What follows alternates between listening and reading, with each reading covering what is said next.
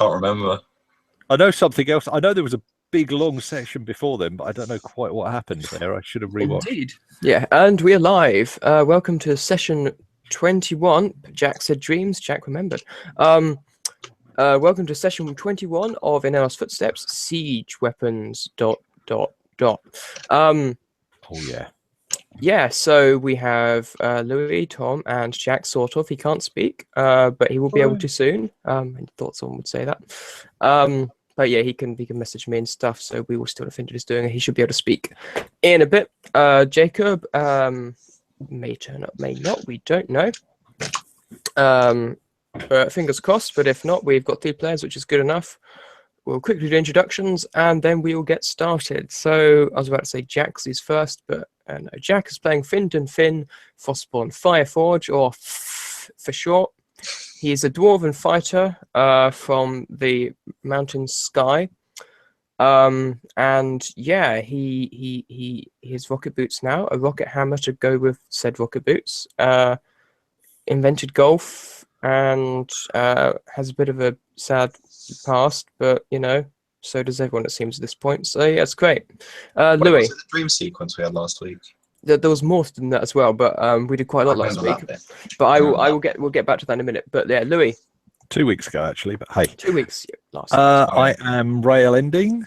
I am playing. She is a half-elven wizard who has recently discovered that she can now cast spells that will change her shape. And is quite pleased about this. Indeed. And Tom. Hi, I'm General Galandra, who's a human rogue and was banished from his church thing because didn't kill someone, I think. Yeah. Yeah. So they were great fun guys. Yeah. So interestingly, both Finton and Jambil do follow the same, and in fact the person who's with them at the moment all follow the same deity to some extent. However, it turned out kind of, I think we ended up saying, like, what are the two orc gods in Warhammer 40k? Gork and Mork. Yeah, Gork and Mork. Like, one of them's deadly and cunning but brutal. Cunning but brutal, and the other one's brutal but cunning. And yeah, like they're slightly different interpretations because they come from different places, but they're meant to be the same thing. Hence all the profit differences and so on. Yes. Anyway, moving on from that quickly. Last time we had quite a session where lots of things happened. You started off. You'd left the city and Samdrin behind with Delthor of Sagil, and you had to talk to him about his faith, or how he had kind of become. He still had a belief in Sagil, but was disillusioned with the Church of Sagil, similarly to Jamril, and how he had a feeling that they may have in some way sided with the cultists. He then made camp for the evening. Everything got very dark, and the wraith from a long time ago came back. Oh, yeah. It turned out it had all been a shady plan the whole time, and the ring that he gave Finton actually was pretty bad. It was an actual, it was like a holy relic, but it had been cursed, which meant that it did. Yeah, Jack says, "Oh yeah."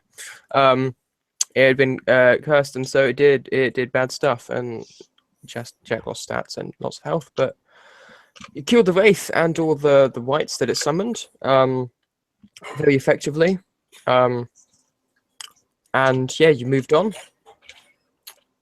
You all came out of it a bit better than you went into it as well, to be fair, so it's pretty good. You then had some dreams, which were interesting. Ryo had a dream about the day that they left the Elven village, and left the father. Though at the end it took a strange turn, as they seemed to. Finton had a dream about the day that he essentially received his resignation and had to leave the the army of the Mountain Sky. And General had a dream about the night that he essentially became disillusioned with the group in this like church that he was part of, which had essentially been sent to massacre a village on fairly shaky grounds, and how he got, as he said earlier, banished from his order. Yeah. So pretty sad times all around. Pretty strong memories, pretty prudent ones. Not necessarily bad ones, I think General was saying, but not because they weren't bad, but they were bad by how they changed his path and so on. You then marched on the next day, reached a bridge, which apparently tricks people into never leaving it. However, Ryle just turned into a wyvern and flew everyone except Findon across, and Findon used his Voca boost to jump across. Oh, yeah. So you never actually found out what the bridge did, but you know there was a bridge and it might have done stuff. Oh, I'm interested now.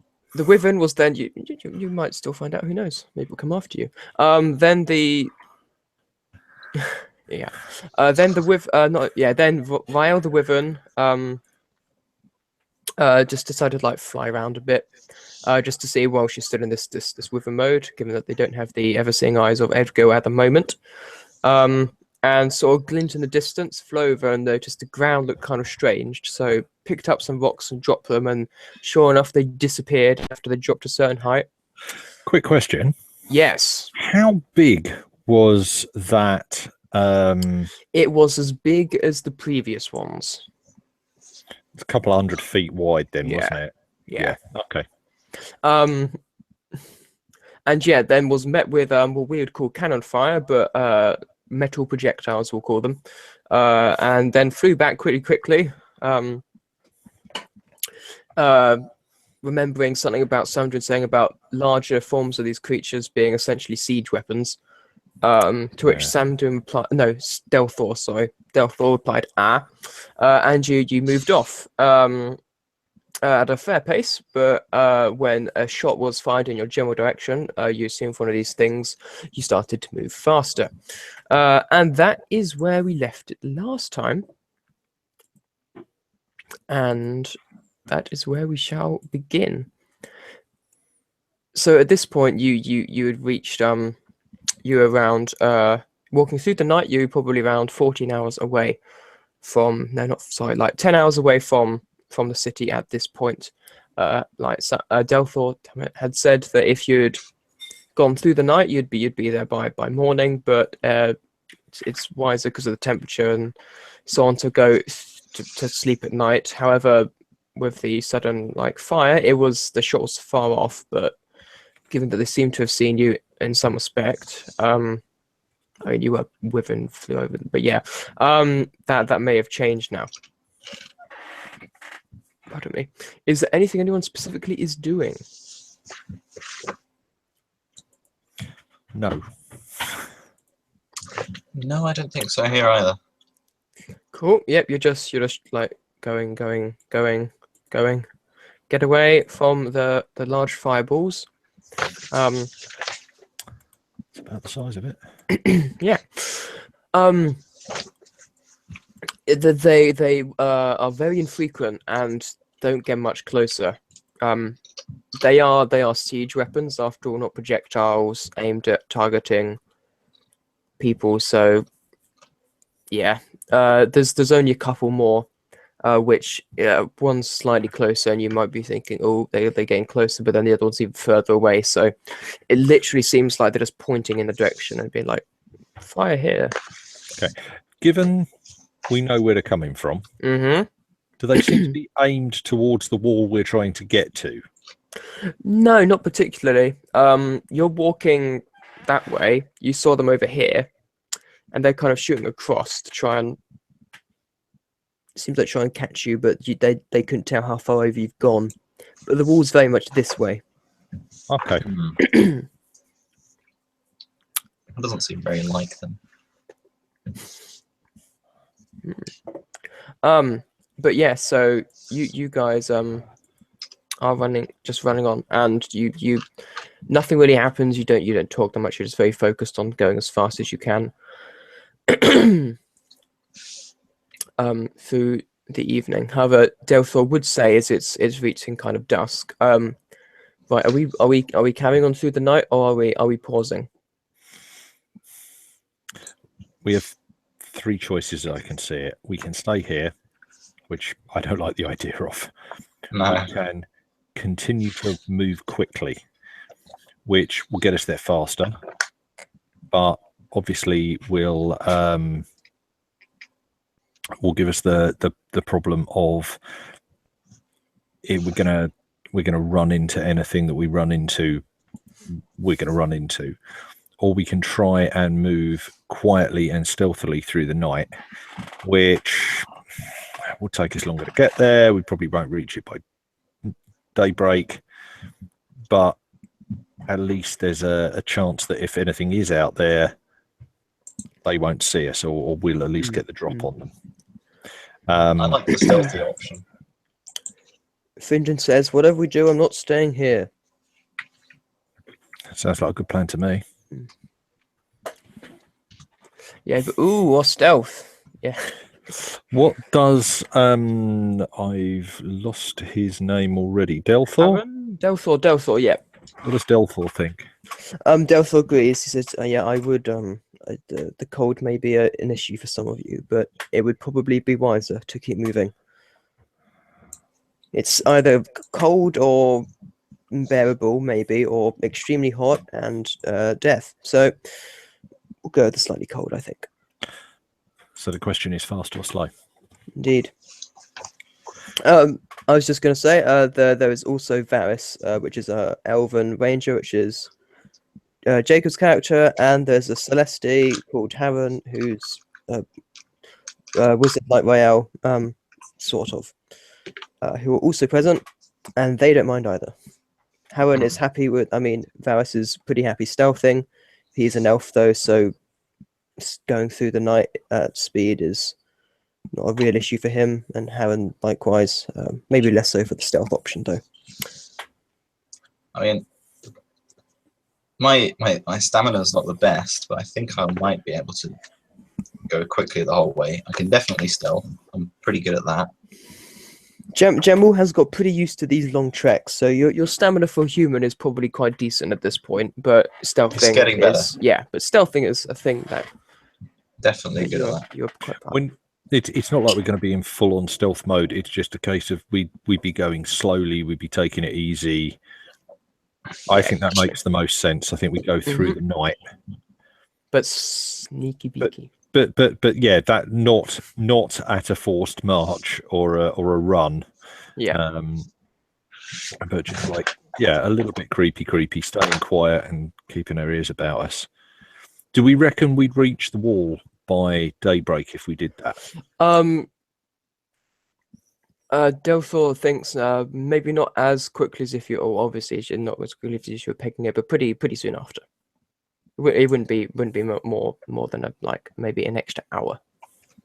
My vote is for my vote is for more quietly and a little more slowly. I'll go for that as well. Definitely. I feel most people agreed on that, so that's what you choose to do. You keep on moving. You keep moving at a fair pace for another half hour to hour or so, as it's only dusk, and then you start to take it a little bit slower. Just moving in and out from like large areas of grass and the occasional like grass knoll or rock or things. So we need to roll stealth, or? Yeah, I'm gonna say roll me stealth, not directly for stealthing because they are like miles away. So you'd imagine they'd see you unless you do something very silly. Okay, so you do want a stealth check? Yes, please. So Jack, if you can just type me stealth, please. 15. Cool. I've just got to remember, I need to roll for the characters.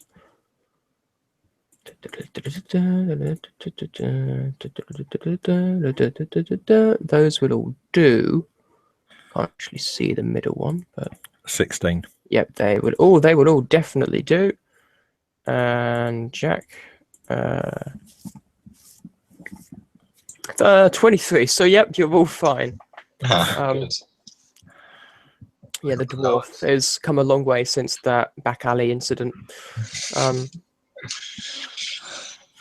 Yeah. Oh, that was. We can all say that. Yeah. But yeah, so you guys you have done a lot of sneaking around in your time. You've got Varys and Jamril with you, who are both very sneaky. Harren and the dwarves less so, and Rael's you're half elf, so even though you love the elven side, you have there are certain advantages to it. So you're quite sneaky as well, and you guys just move through bushes, like pointing out where you're gonna go, and you slink around quite effectively for a couple of hours, and you're actually making faster progress according to Delphov than he thought. You've actually moved fairly quickly. You started off quite slow, but you started just working as a group and getting faster with your movements. Can you make me a perception check? Evidently not. You're still finding it hard to pull yourself away from. I mean, a 6, but 5 of that is bonus. Yeah. 7. Aha. Your first roll, didn't get the one. Tom. Your first roll wasn't a 1. No, he gave that honour to me. Oh, Okay. well, Jack got above that happened to 19, someone. so. It's your wisdom modifier, Jack. Okay, so. Well, you got a 20, so. Ooh, the high rolls tonight, Jack. So yeah, so the two dwarves. 18 and 19. Okay, the two dwarves actually hear this first. Maybe surprisingly, maybe not surprisingly. I used to feeling tremors through the ground. Yes. Yes. You're all moving along, and Findon, who's maybe mid near the front. Maybe it's like Varys first, and Jambo and Findon. Yeah.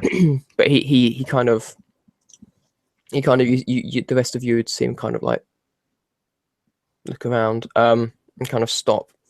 And Delthor would just mutter, "Did you hear that?" To whoever's next with him, which I'm going to say is probably Rael. Hear what?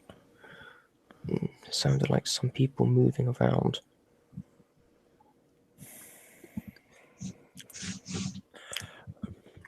Rael just kind of crouches where she is. Jack, what does Findon do? I know this isn't the most convenient way, but...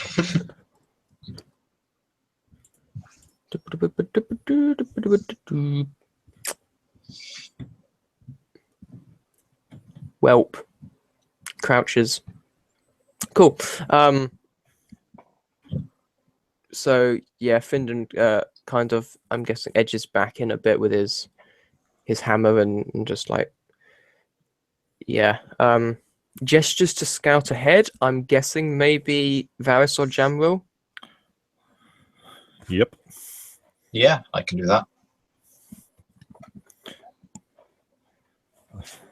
This is typing a message, so I'm waiting to see what he says. Could go invisible again, question mark. No, I swapped out invisibility for greater invisibility. And it's dark, it's night, there's not a lot of point anyway. Yeah, this is true. I'm already good at stealth anyway, so. But yeah, so Findon kind of comes back with crouch, briefly like kind of puts his hammer down and just the hand signals, which you don't really understand, but you figure he means go scout ahead. I can do that. But it's cool, Jamril. You start to like, well, you're about to like sneak off when you hear a voice say, "Don't move." Alright, I'm not going to move. Whose voice? Was it a voice that he recognised? It's not a voice that any of you recognise. Right. Okay. Now, I mean, Did only Jamriel hear it? Yeah, no, sorry, all of you heard it. okay. It says, put your weapons on the floor. Can I? Oh, go on. Go. I was going to ask him who he was, but like whispery. Rael, what are you going to say? Can I tell where it's coming from? You cannot. I mean, kind of vaguely.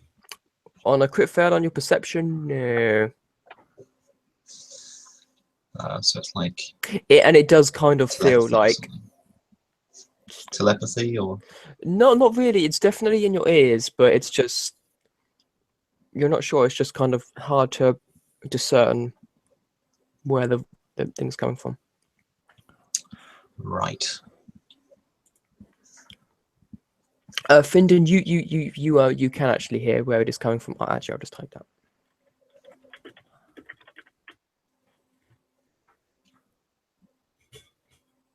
Just put your weapons down. We won't hurt you. And if any of you want to make me an insight check, you are welcome to.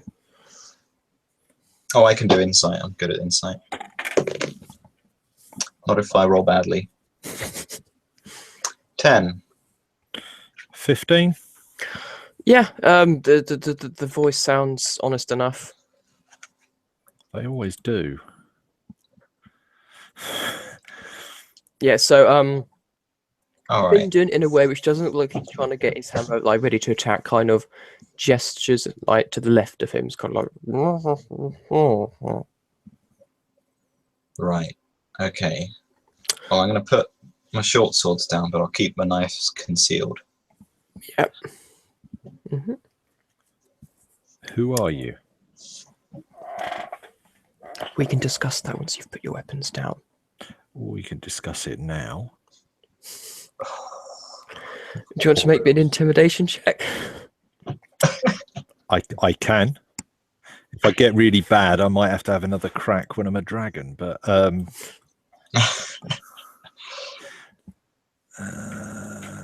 crap! Yeah, that would be a 10.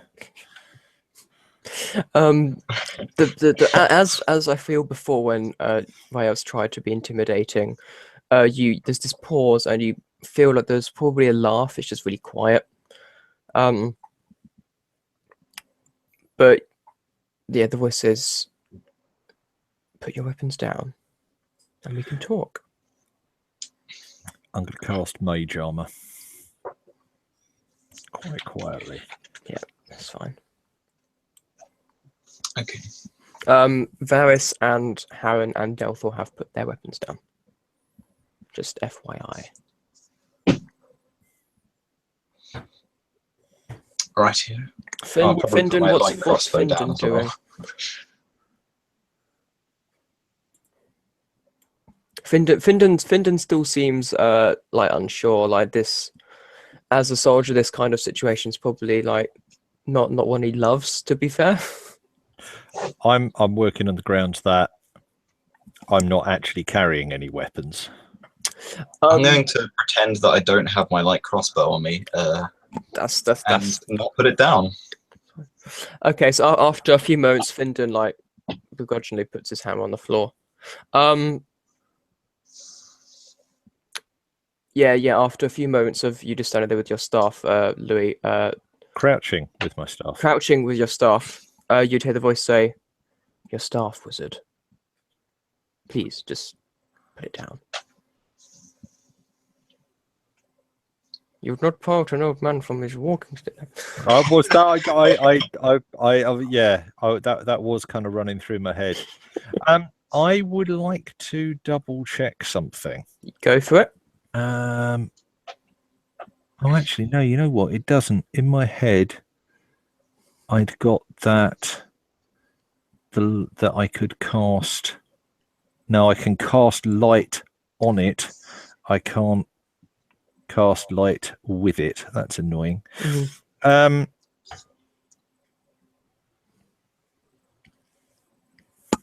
Okay, I'll drop the staff to be honest, I'm probably less encumbered without it than I am with it. Yeah. Thank you. Now we can talk. And you suddenly become aware that you're actually encircled by a group of silhouettes. Like, it seems like they've been there the whole time, and you've just not noticed them. And then suddenly you're just like, oh, there's people all around us. And one steps forward. And then you just hear Delthor go, oh, I thought it was you. And then the face, you see the face at first seems like fairly just straight, blank, and then changes to a look of almost embarrassment. I just go, oh. I'm sorry, Delthor, if we realised it was you, we wouldn't have gone through that. This is a bit awkward now. You know one another? Care to introduce us? Delthor, thought you can just kind of hear this little chuckle. This is Kailu. He's the master of the guard in Eloth.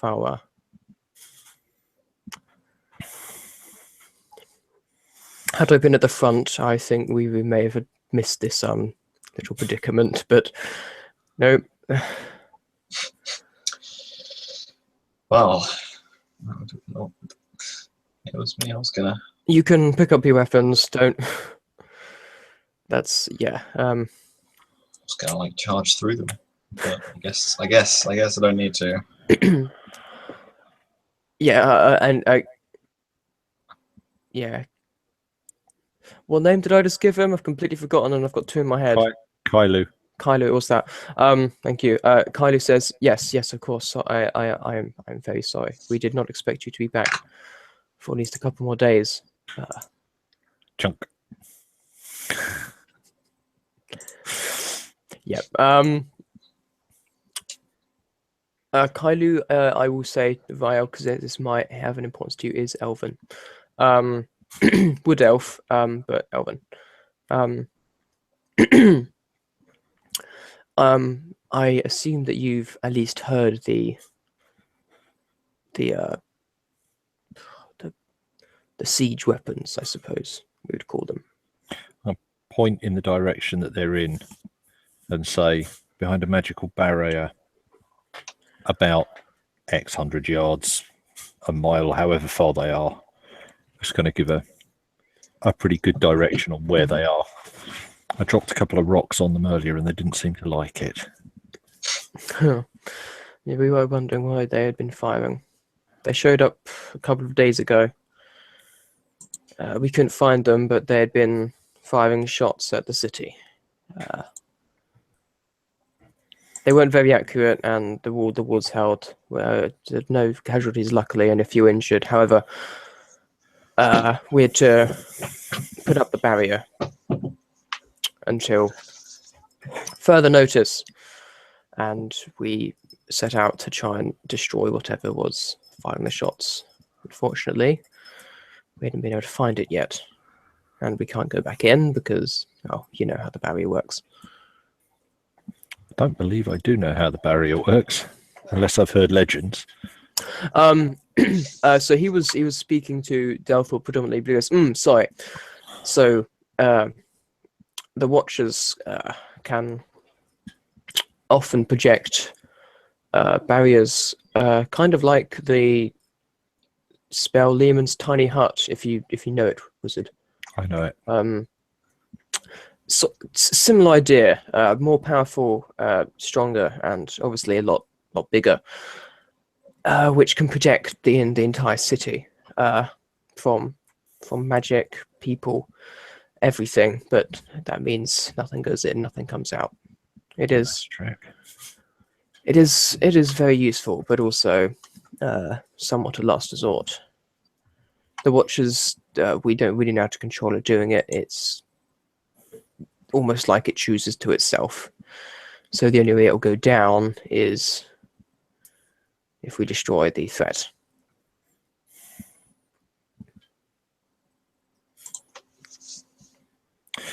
Did you see them approach the siege engines? No, we reckon they must have come in the middle of the night, or if they came in the day, they would have been under the invisibility dome the whole time. Hmm. 2 days ago, when they were just suddenly shelling. So we don't know how many there are. No. Well, we know where they are. That is an upper hand now. We had no idea up until this point. How many men do you have? With us, 24. So the Good question men, is, best men. do we attack them at daylight, or do we do it now? At this point, Delthor would say, "Well, as it has been seen, the Night Guard are very good at working in the shadows, as are, I might add, we. It would seem. Daylight does not predominantly give either us or them an advantage. Depending on what's there, nighttime could give an advantage.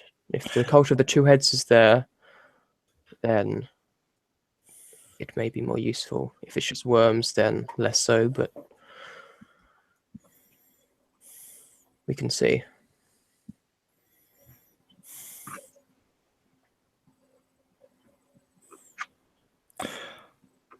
Thoughts?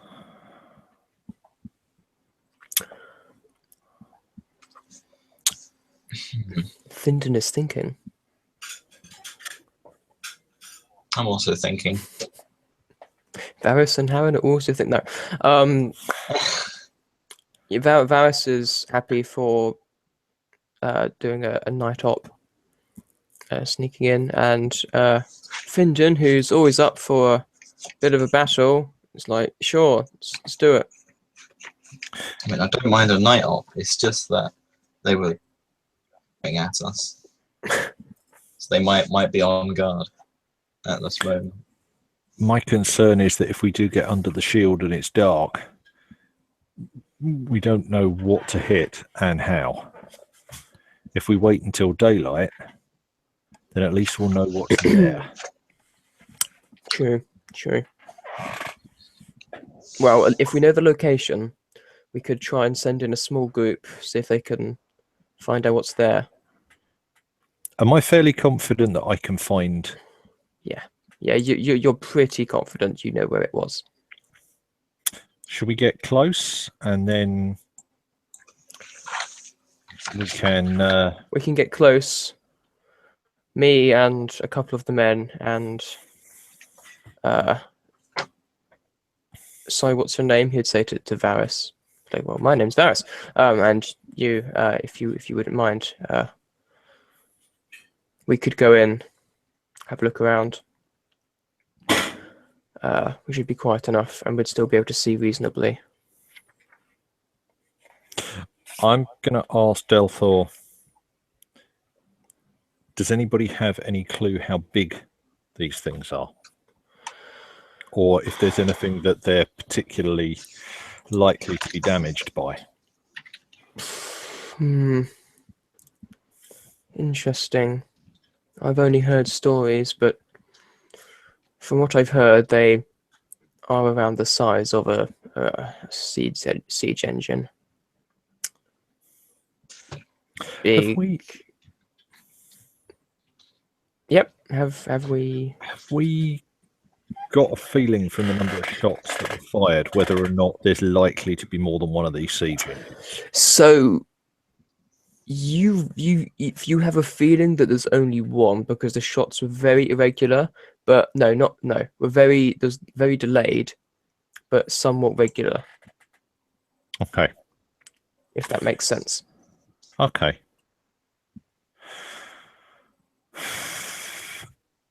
If I can see it, I can probably contain it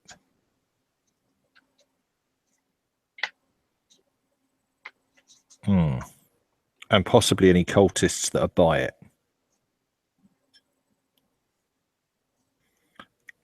How about we scout and then we go in at first light?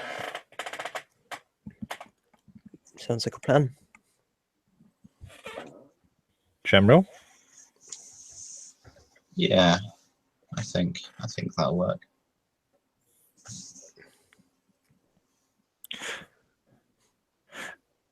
So the dome's about 200 feet across, something like that. Yeah. Basically, all I need to do is get within it. Yep. Get within it, and then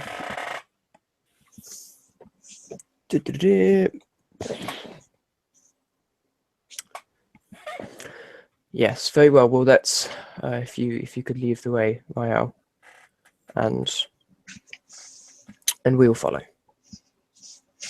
quietly. Though we don't want to know we're coming.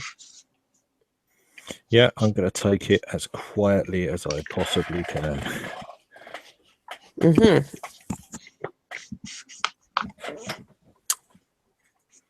If you could all make me another stealth check, please.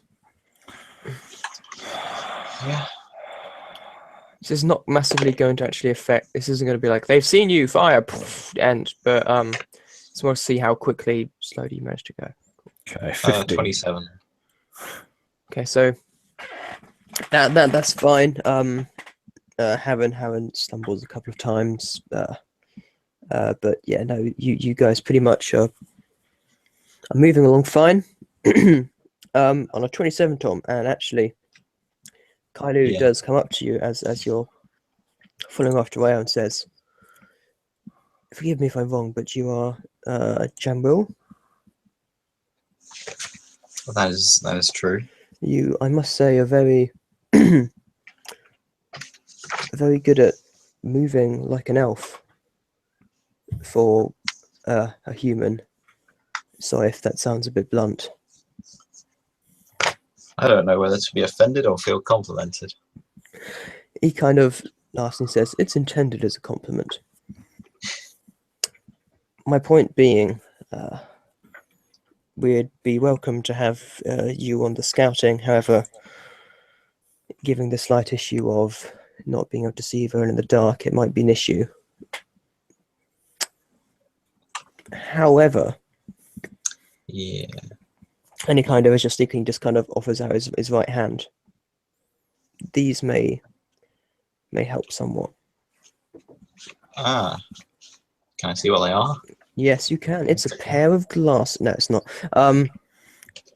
Wow. I mean, it isn't. It isn't. It's not actually glasses, obviously, but it's kind of a clear, kind of like, it looks like glass, but it's not. And it just kind of fits between like where the eyepiece is on your helmet. Right. Okay, And that sounds good. it's kind of like somehow miraculously is the right shape. Fits in, and you kind of blink a couple of times and then kind of recoil as everything's suddenly so much brighter, like grey brighter, but still brighter. And you can see Wow. in the dark. The dark? Yeah. And you now have 120 feet dark vision. Nice. So you can not only see in the dark, you can see quite a long way in the dark. It's better than me. Now my stealth is actually useful somewhat. Thank you. I accept this with gratitude. Yes, you're welcome. And you kind of hear Findon mutter, "It would have been useful if we had that when we went down to that bloody mine." Maybe. But yeah, you slink on. Jen will maybe a little bit more confidently now that you can actually see where you're going. Does Rael have dark vision as a half elf? I can't remember. Yeah, 60 yeah. foot. Cool. Yeah. So, yeah, elves do half elves do, dwarves do. So it's just general. But general, you can now see in the dark. Actually, I'm not sure if Howard can, but that's fine. But yeah, you guys keep going. Retracing pretty much the steps for a little while, and then Vial, you take them off to the right, and start moving lower to the ground and slower. Yeah. It takes you a couple of hours. It gets very much into the deep night, past midnight. When you reach, you go past the point of the bridge and further on, then you reach a point you reckon's probably around about 600 feet away, a bit further. Okay. I'm going to beckon over Kailu Mhm. and say, when we get in there, hold everybody back until my signal, and you might want to cover your eyes. He nods and says, "Very well, will do." It could be quite bright for the first 12 seconds. Okay, we shall do. We will prepare over here. He kind of motions. Join us when you are ready to move. And you can see a couple of other elves, and a couple of elves, and like there's a halfling and a gnome, just kind of like just standing, like looking in the general direction. They're all wearing quite dark leathers. They're all slightly different, but also very uniform. And they are very light. It is very hard to see them, even though you're now aware that they're there. Well, I'm going to lie down and wait for sunup. Mm-hmm. Indeed.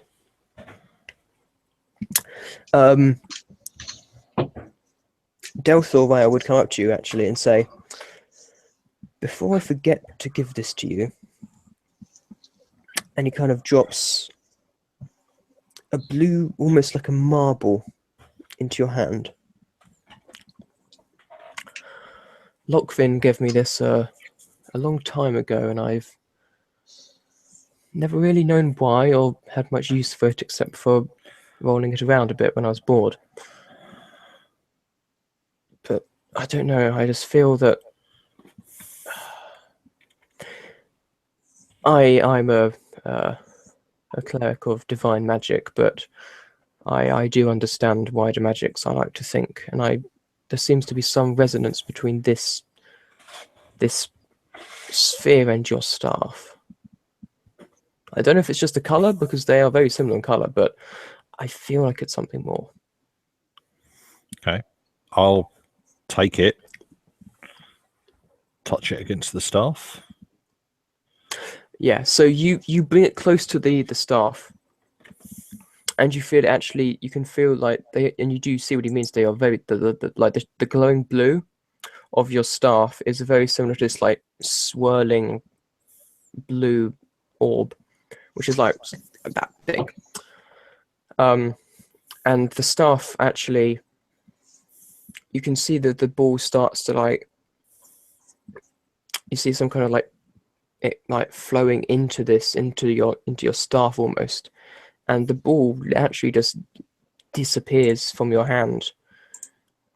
And what you notice, which with your more focused arcane abilities, you can see this orb seems to be just pure arcane energy, and it just flows in the stream, which is just fully arcane, just into your staff.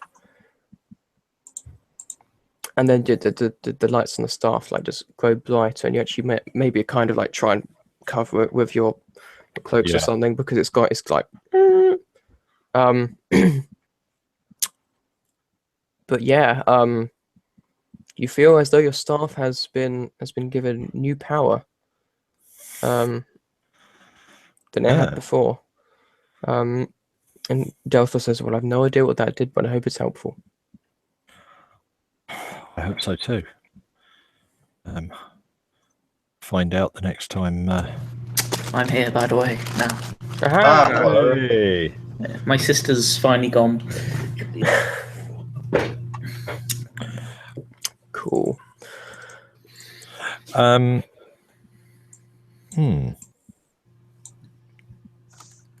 yeah, so that will do a thing, which find out at some point. Yeah.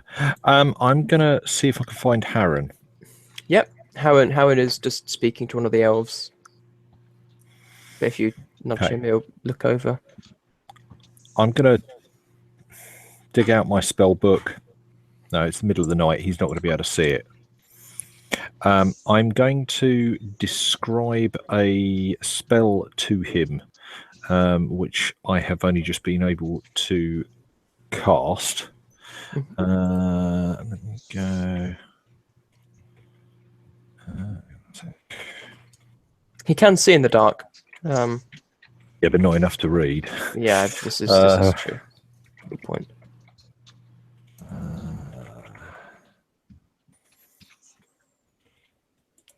And I'm going to ask him if he knows that spell. And then I'm going to ask his character sheet if he knows that spell.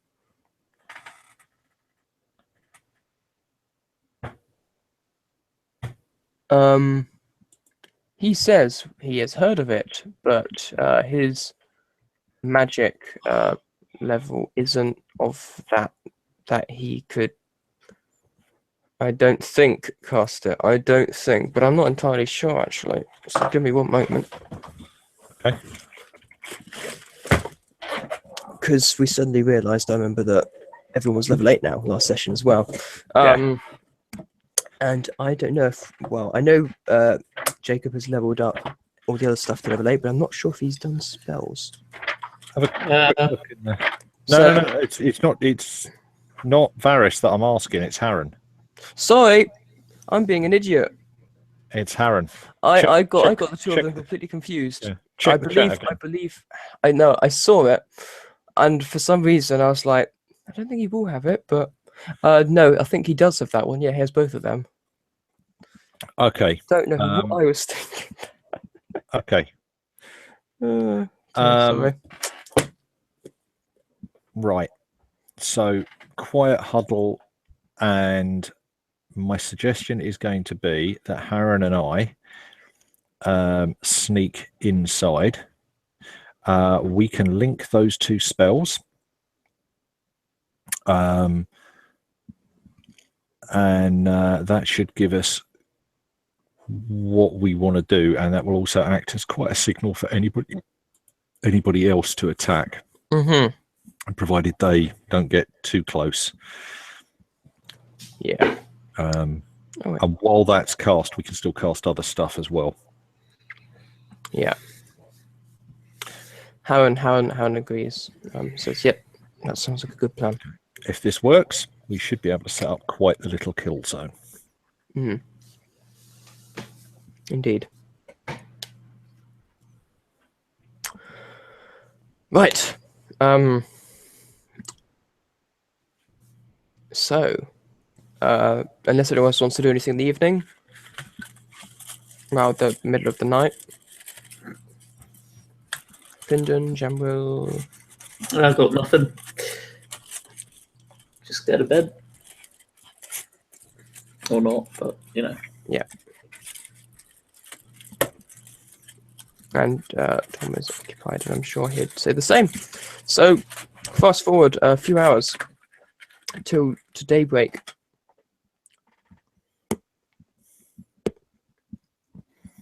And it's daybreak.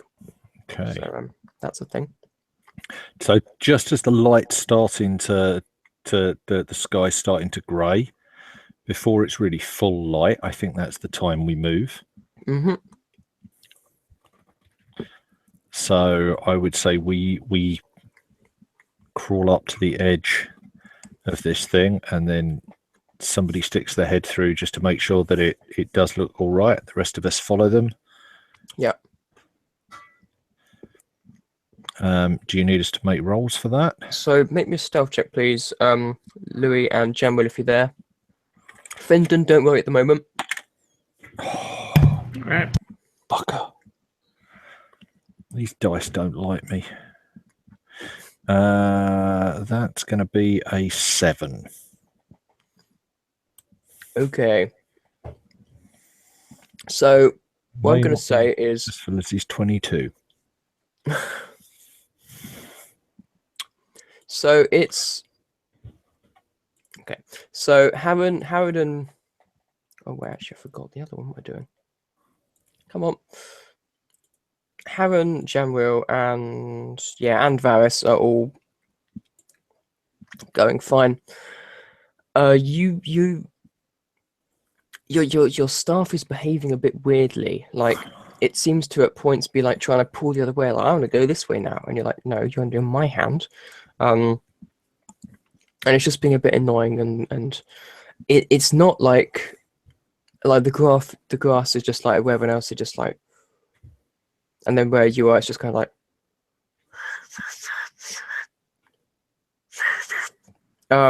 So I mean, it's more just that everyone else keeps going very slowly and stopping, and it just takes a bit longer. So the sun is maybe a bit higher in the sky than you'd have liked, but it doesn't appear that your position has been revealed. Okay. In which case, as we breach the barrier, what do we see? Okay, so just before you get there, Harren crawls up next to you and says, "We have a problem. What's the problem? Look at the barrier." I'm looking at the barrier. He's like, "Oh, sorry. Look at the magic of the barrier." What, if anything, do I notice about the magic Make of the me barrier? an arcane check, arcana check.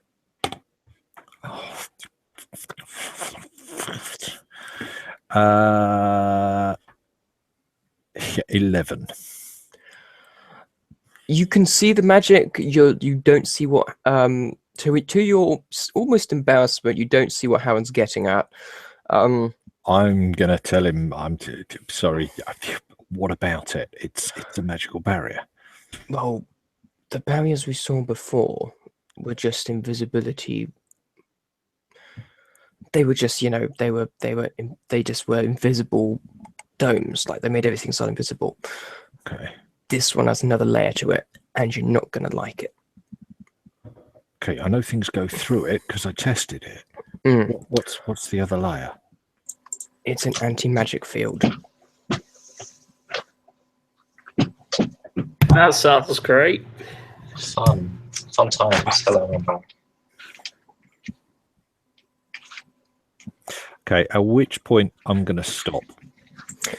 And at which point I'm gonna say I'm gonna get a quick drink. Yes, that's not a plan. And then we'll be right back.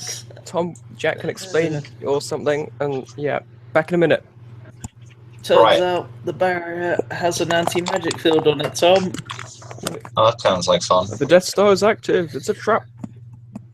No, but yeah, back in a minute. So the kill zone they were planning isn't going to happen.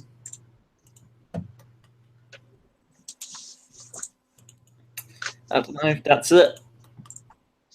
Wow, The that plan's sounds off. routine. The plan's off. We're Eh? retreating. I mean, I don't Yeah. really do much magic, so I can just. No. stealth The plan's completely off. All Can't do magic. May as well, give right. up. I don't know. Screw it. I'm gonna go get a Coke. Be right back. All right. See ya.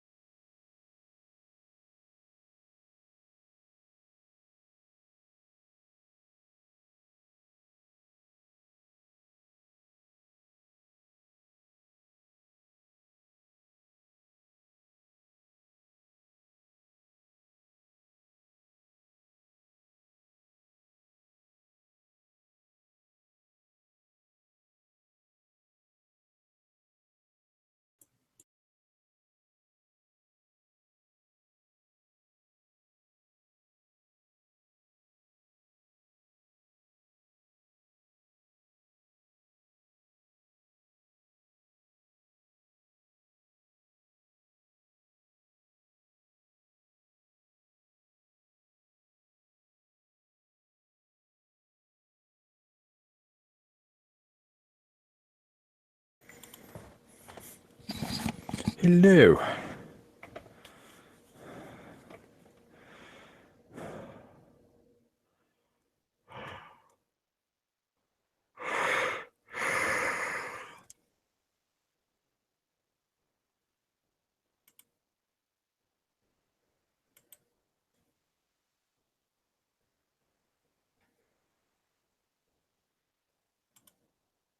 I was muted. Whoops.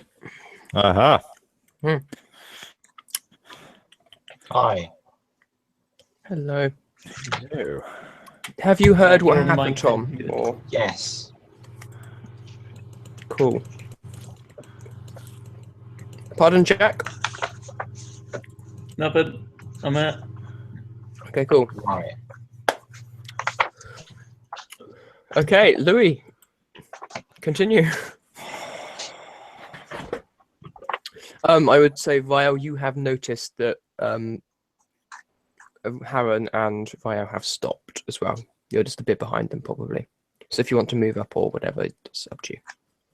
So who was that? I meant Jamril, but I'm getting all the names jumbled this evening. Ah. It's like when I GM. Oh, there's that one time. Oh, that was... Yeah. I'd only been playing for 2 years. I was still getting the character names wrong.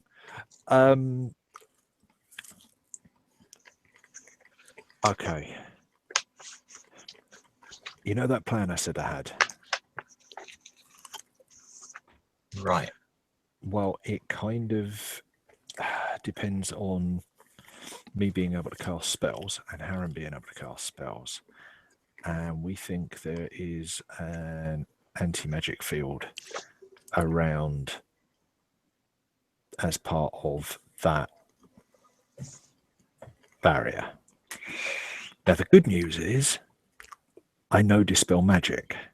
I know how to dispel it. The bad news is that I would have had to prepare it last night to be able to use it. They might notice that.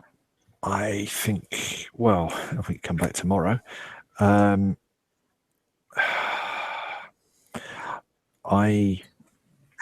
don't know. Well, the plan that I had isn't going to work. Just bathe everything within in fire is generally a pretty good way of doing things, but it's not going to work.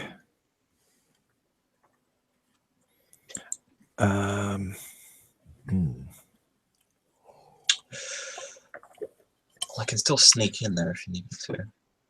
I don't use magic. Well, Much. I think at the very least we ought to get somebody to put their noses through and see what's there. Mm-hmm. Yeah.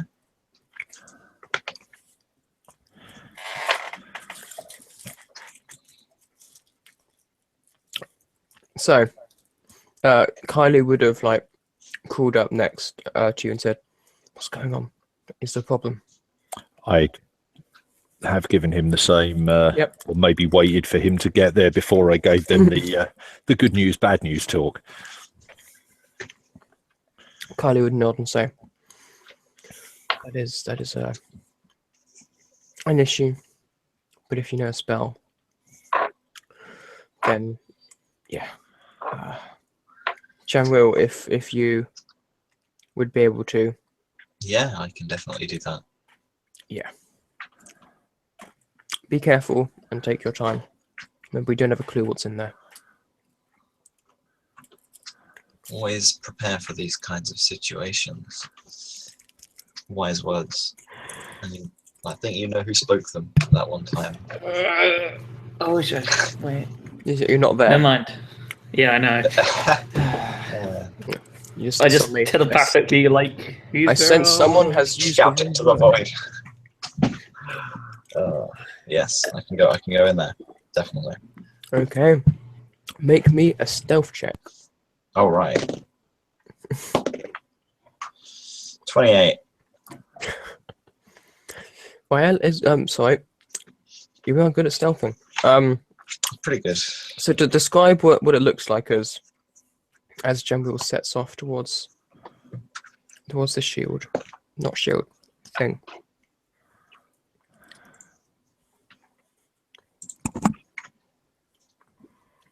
How does General sneak off?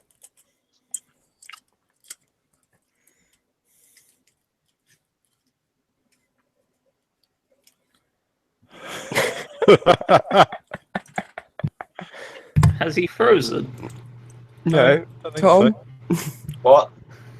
Did you hear my question? No, There's the no, problem. I've no idea. I said, tell us how Jamil sneaks off towards the shield.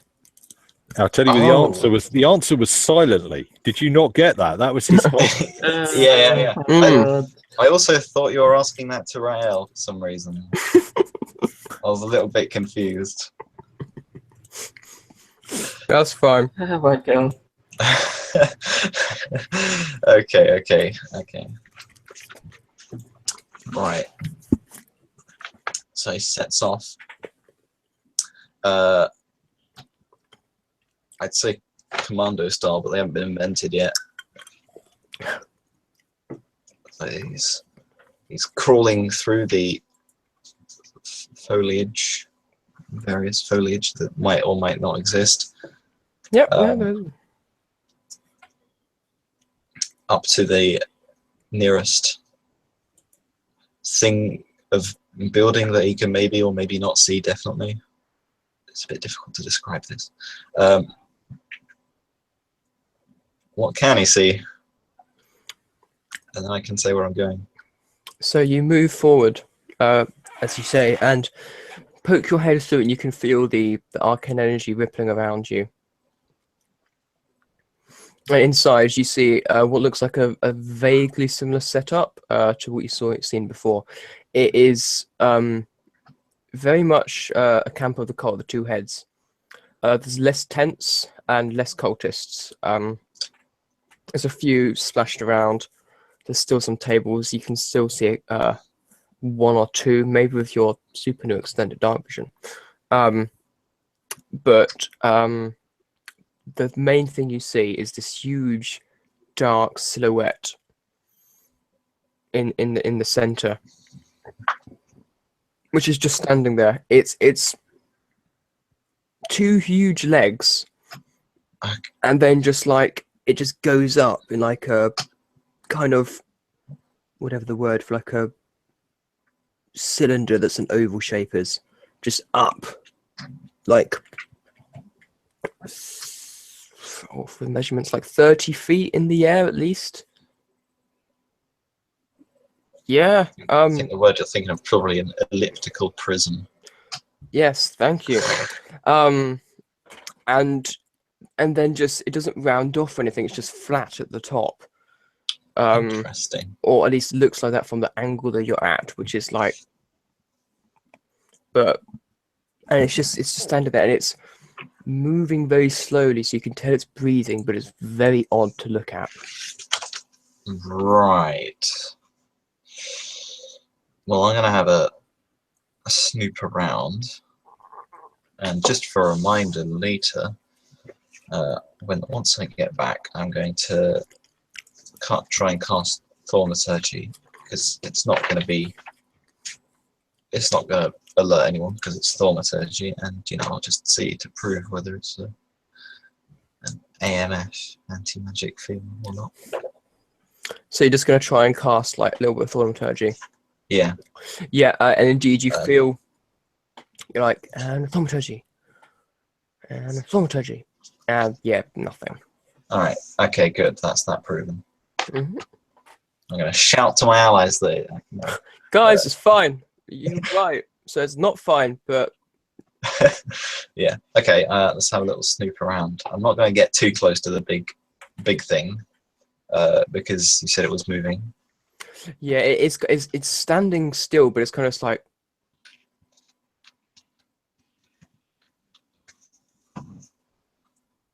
Right. Not doing that now, but yeah. Yeah. So it's also got. Your mic just cut out. Pardon, Jack? As your mic just cut out. No, I wasn't speaking. I was just moving. No mind. I just couldn't hear you. Yeah, no, I wasn't speaking. It also has two sort of arms, but again, more just like mini elliptical thingamabobs that you said on the sides, which are just kind of like hanging there almost. And around it, you can see just lots of these circular holes in the ground.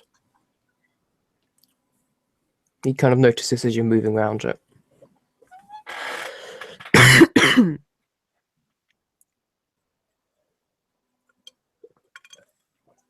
Right.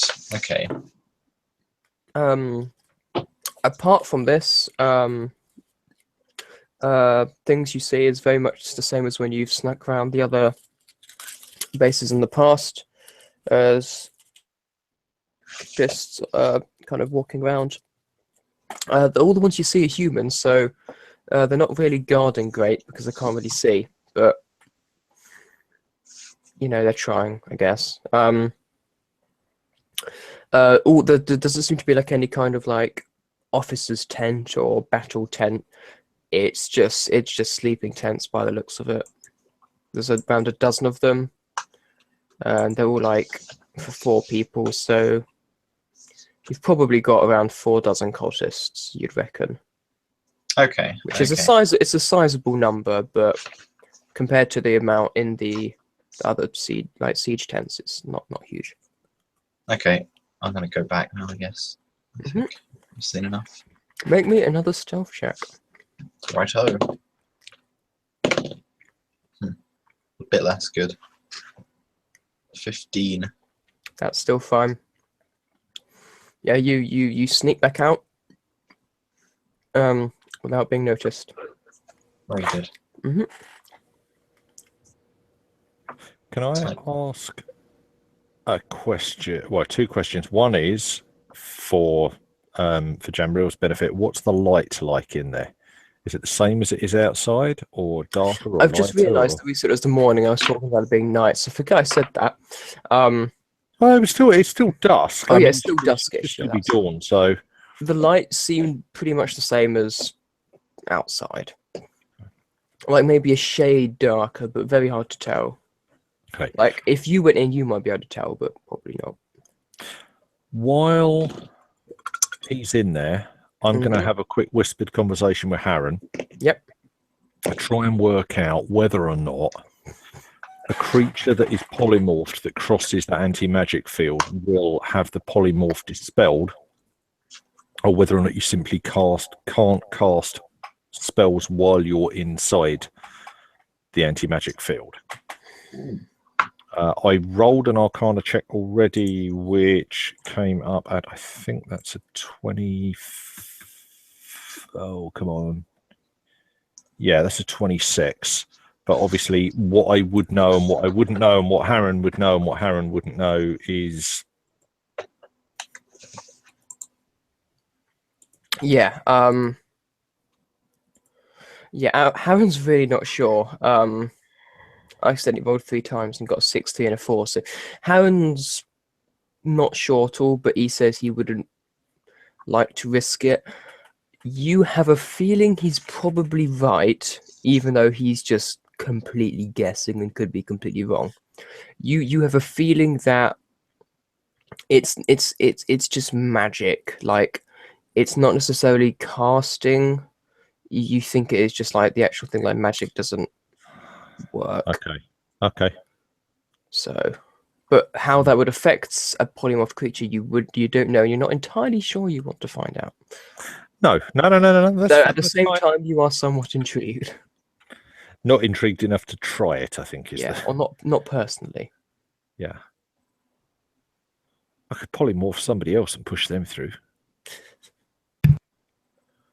Can you polymorph other things? Oh, yeah. Ooh, sounds Well, useful. I believe so. It used to be the best way to kill a high-level character in AD&D. On the grounds that they had. Polymorph him into a rabbit or something. No. They had to make a body shock if it worked. They had to make a test against body shock, and if they failed it, they died.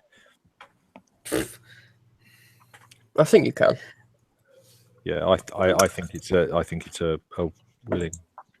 I don't even think it's a willing volunteer. I think it's anybody. But they've got saving throws against it. Yeah.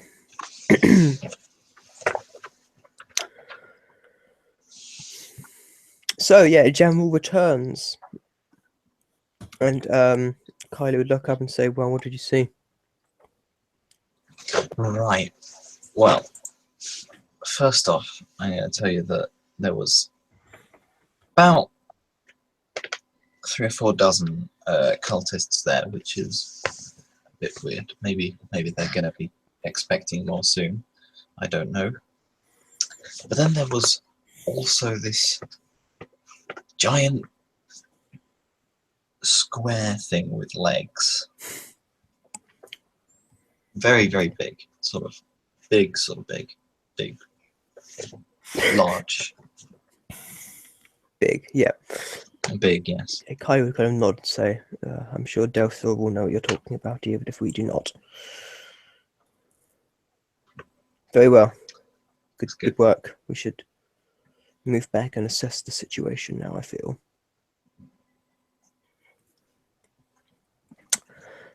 Yeah, so can you all make me actually no, I'm gonna just say, General, can you make me a perception check, please?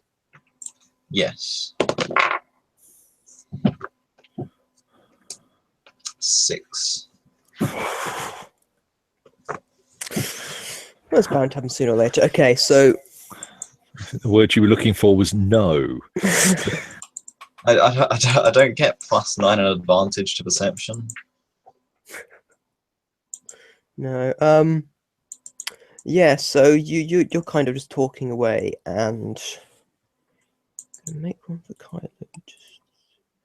740. Okay, that is because he has a huge perception. So that is at the last moment he just grabs you and yanks you down to the ground, and you're kind of a bit like, "Mm," but Rael, you suddenly hear as well these horse hooves, and you see 3 figures ride out from the invisible dome, too far away and too quickly for you to do anything about it, but you see them on the almost nearly the far side of this dome, just off and away. In which direction? Almost the opposite direction from you. Yeah, so are they heading towards the wall, away from the wall, back towards the bridge? Away from the wall, kind of between the bridge being there and like the opposite from you being there, kind of like split between the two. So they're riding for the chasm. It seems like it, yeah. Now, there wasn't anything in the chasm when we rode over it. No. I mean, there are likely other crossings and stuff, you'd imagine, so. Just at what point and how far away and how convenient. If you'd like to make me a... What would it be? I'm gonna say... Well, what did you roll? Well, I rolled a 3. So if it's... The lead ride looks familiar, that's all I'll say. General, I'd say General, actually you could get a look before they go outside as well. So if you were to roll me, just roll me d20 because I'm really not sure what you should add to it. 10. Okay. Yeah, it's whatever it'll be, like at least a thing. So yeah, that's fine. The guy at the head, they are all cultists. It's worth adding. The horses aren't just worm creatures themselves. Look, you're pretty sure it's his name's escaping me, but you're pretty sure it's the guy who was part of the attack on Eloth, who you had Was he captured. the guy Was he the guy that had the second name Archer? That I was wondering Yes, why he didn't him. become an archer. Him. Yes, I remember him. Yeah, you're pretty sure it's him. Or was him before he disappeared. Not literally disappeared this time, just away. Hmm.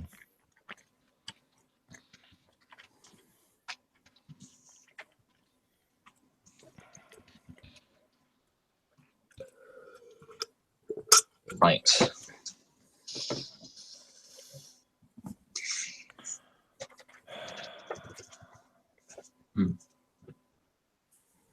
So, Not much you can do with this information. So the question is, does Kailu think that his men, without magical backup, can take on 3 to 4 dozen cultists and a living siege engine? Or do we need to find a way of taking this barrier down? Have I got any idea how strong this barrier is likely to be? Harren says it's very strong. Jamril, make me an Arcana roll. I'm not sure if you had it, so just use intelligence otherwise, but yeah. Because you have some understanding of 19. Nice, okay.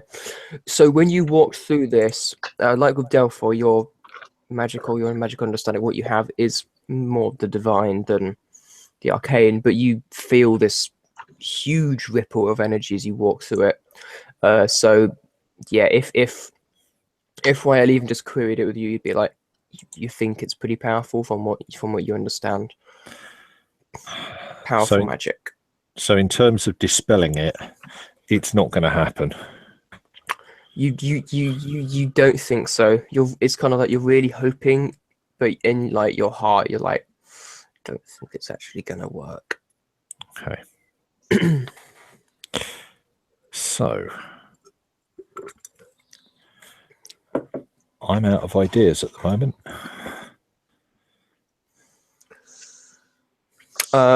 So you guys, or at least Kylo would suggest that you move back to the rest of the force for now. And that sounds like a plan. Mm-hmm.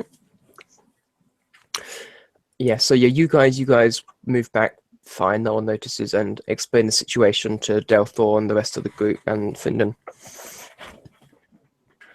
I mean, this is where I wish I'd not lost my piece of paper to show my notes on. Did I say there were two, was it a dozen or 2 dozen troops that Kylo had with him? I think you said 2. I think I had 2 dozen. I'm pretty sure I did. That would still leave us.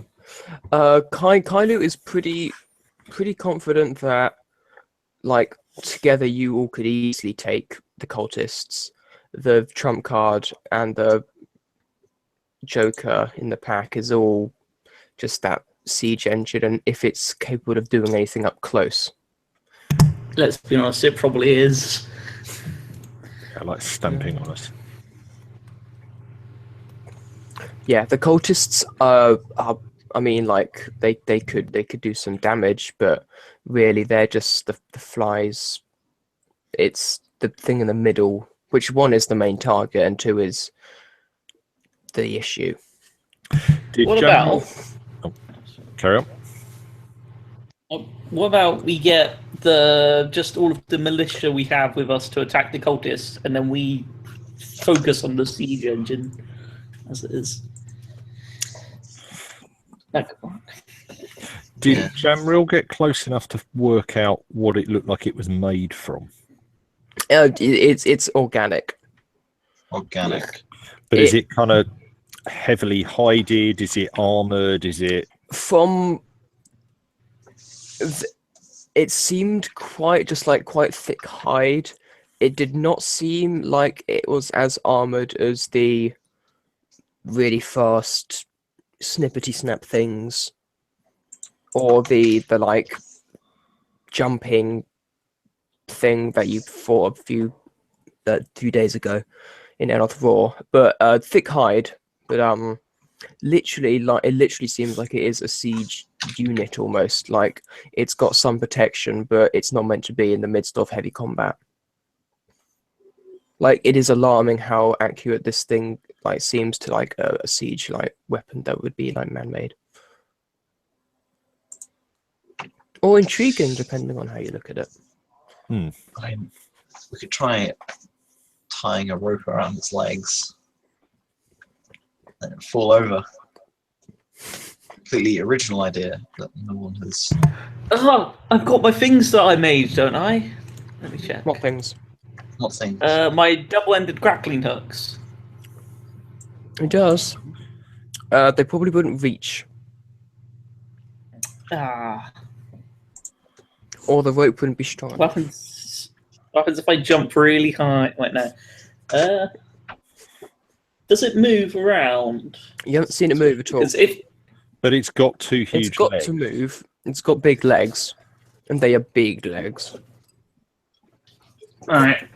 I'm gonna try, in the fight, to wrap the grappling hooks around legs, try and trip it up, hopefully. It'll probably just be like screwed out and just break the rope, but you know, could. The way I see it, Delpha would pipe up. We have to lure either the cultists or the thing or both out of the shield. Yeah. The question is how. Without. Oh, bait! I'm good at being that. I mean, no. If we can lure the cultists out, that can just get rid of them and out the equation, and then that just gives us more room to maneuver with this thing. If we can lure it out and the cultists, it's harder, but at least we can actually deal heavy damage to it. But any time that we're outside and visible, they will that thing will just bombard us from a distance. Exactly.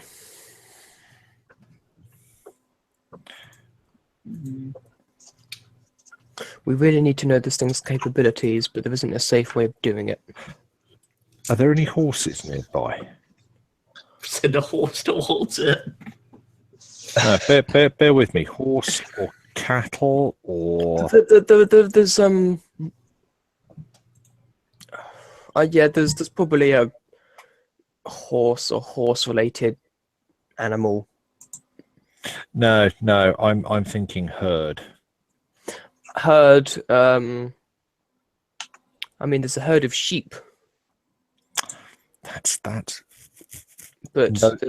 nobody in their right mind is terrified of a stampeding herd of sheep. well, these are battle sheep with killer horns. I'm joking. Four. Yeah, no.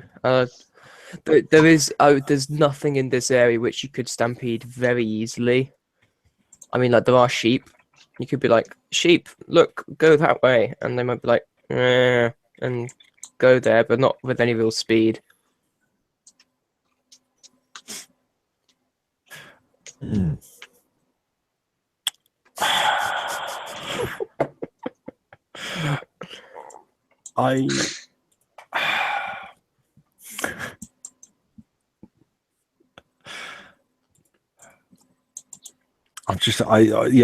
only thought was if we could find like herds of horses or cattle or something, then a dragon's generally quite a good thing for herding them towards somewhere, and then they wouldn't be. What we need is some kind of mundane missile which can't be destroyed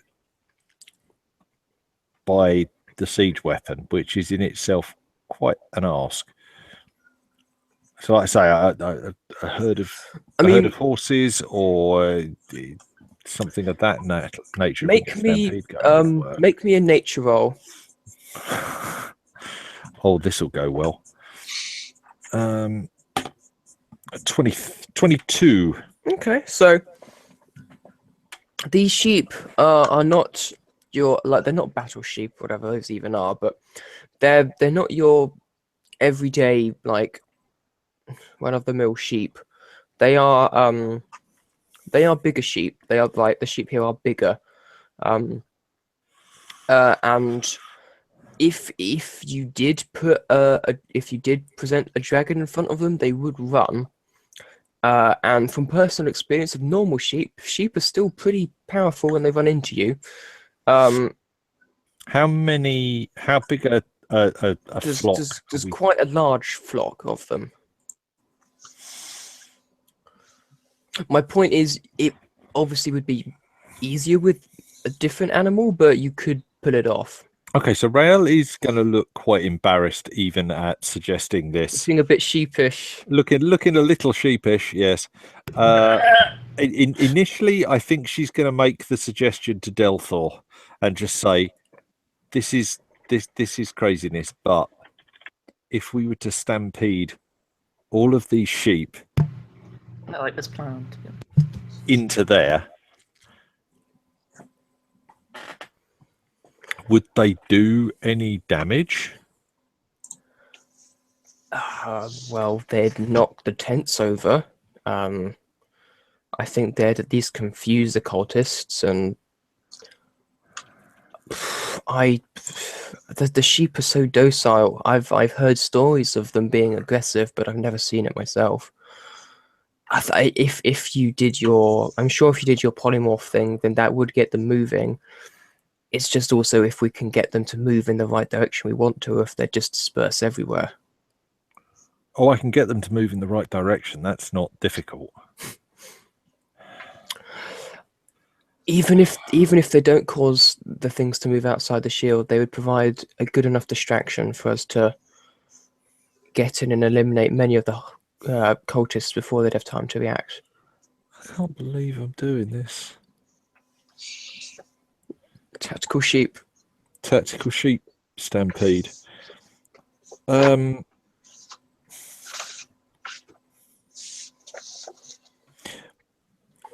Does anybody else have any other ideas?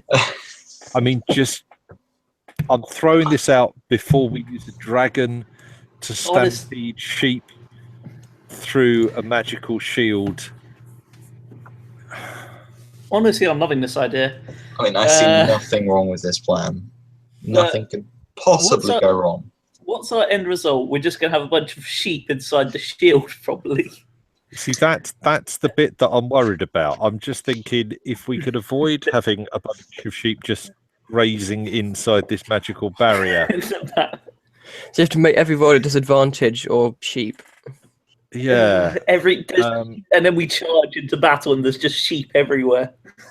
Oh no. This could What about we need something to kind of aggravate the sheep?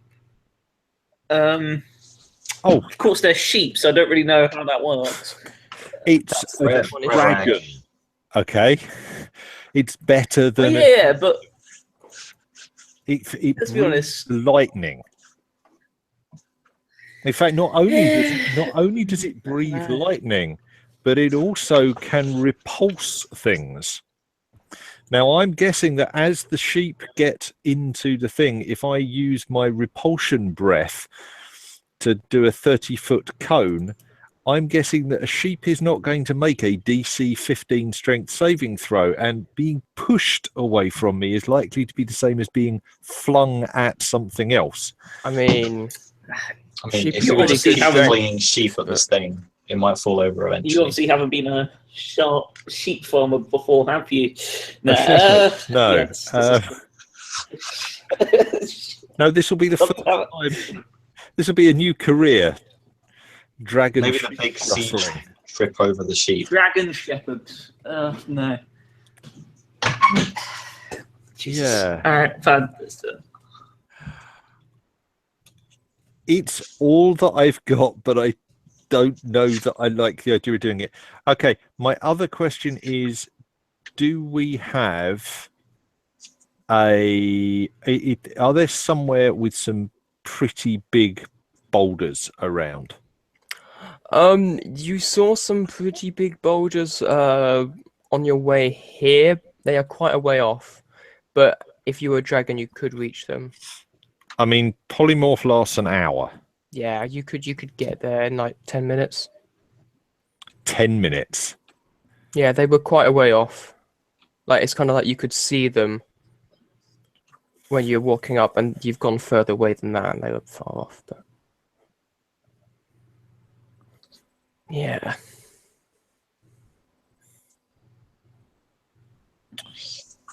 I mean, I think the sheep thing is going to work.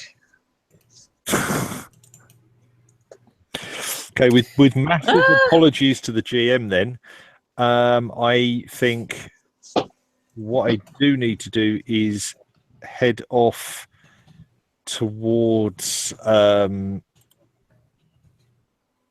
need to head off towards somewhere where I'm out of the way.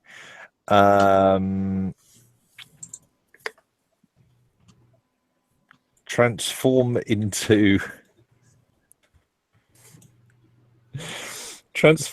a dragon. Please don't tell me this is going out live on YouTube. Transform into a dragon and then herd the sheep towards the magical thing, driving them through. And then I could probably go and pick up a couple of rocks and go and drop them on if we don't get the cultists come out. If the cultists come out, it's not so bad because suddenly all the rather cool things that I can do as a dragon, You can do. provided I don't get hit quite so much by huge balls of magical fire. But yes. Yeah. I mean, maybe we can trip it over the big siege engine. Yeah, that's my plan. Yeah, I'm now wondering whether or not I just no, I'm just not going there. Can we tie a rope to a tree and then the dragon can fly at really high speed with the tripwire? That sounds amazing. Oh my God. Wait, I feel you need a stronger rope than you have. Yeah, you need like chain or something. A big chain. I need 300 foot of it as well, and what we'd probably end up doing is pulling the tree out of the ground. But unless we attach a dwarf to the end of the chain. Oh, wait, no. There's only so many dwarfs, and I'm in that pool. Sorry, I set you on fire first if it would make you feel better. I got you tempted now, haven't I? Well, I don't know. Yes, you have, but I wasn't no. thinking about it until I said I could set him on fire first. Well, I have the anti-fire suite still. I have like 2 of them. Ah, that's good. What you? Right. So, Okay. I don't care about fire anymore. It's no longer a threat. Resistance, not immunity, Jack. Details.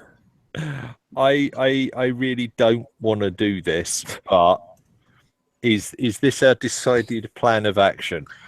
I feel it is.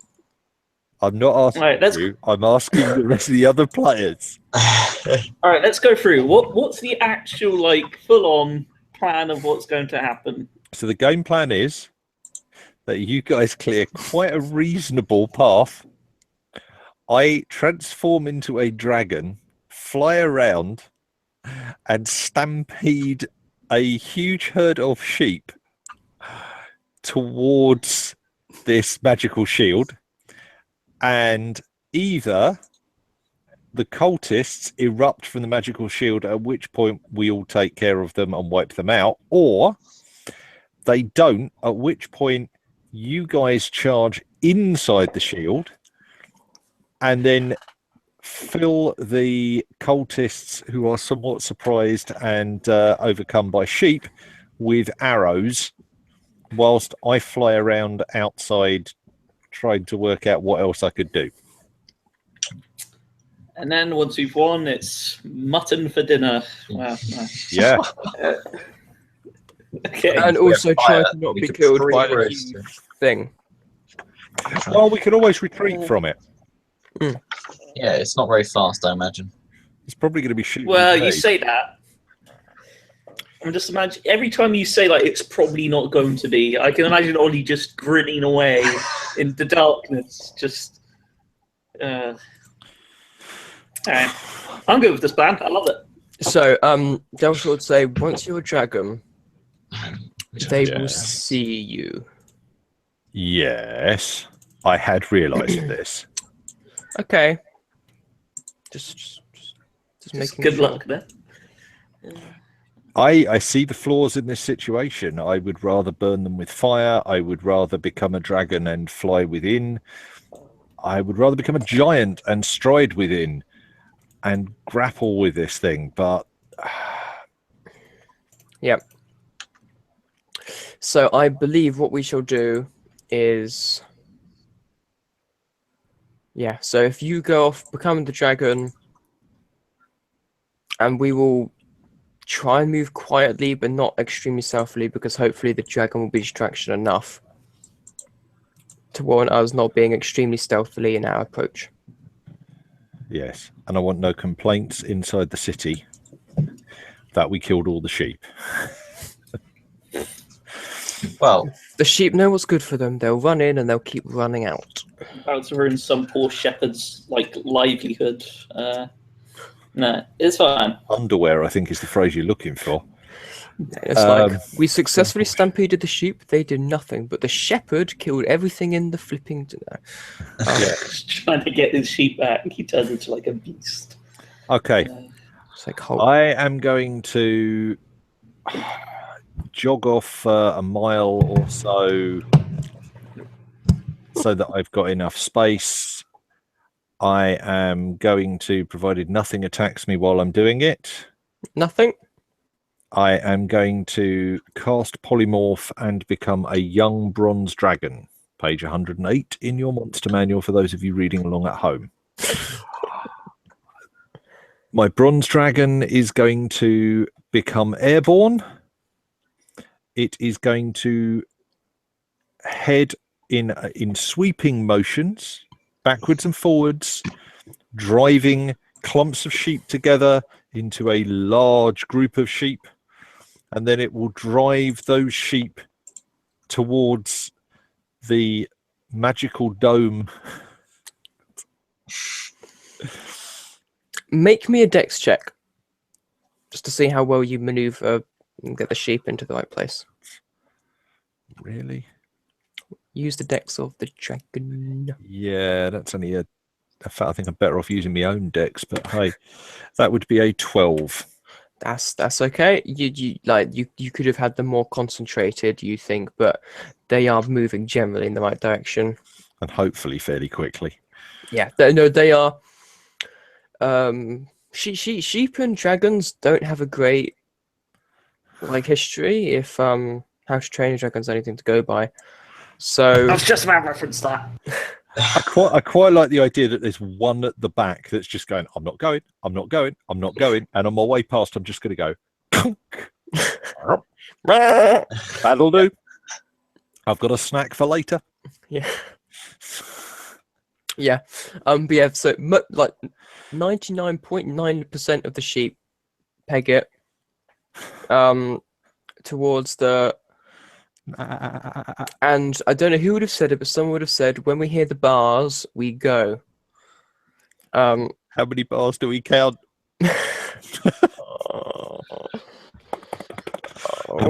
Thank you. I'll be here till Thursday. Yeah. For the fish. Or the Yeah. mutton. But yeah, so Jamril, Jamril, Findon, and the rest of you suddenly hear this, all this and this, and you might even hear a very faint "what the" from this dragon sheep, dragon sheep. What? You then hear this. Like heavy in the ground, like Findon especially, you can feel the tremors of something big moving and missing. Is the shield moving at the same time? No. No, the shield is not moving. However,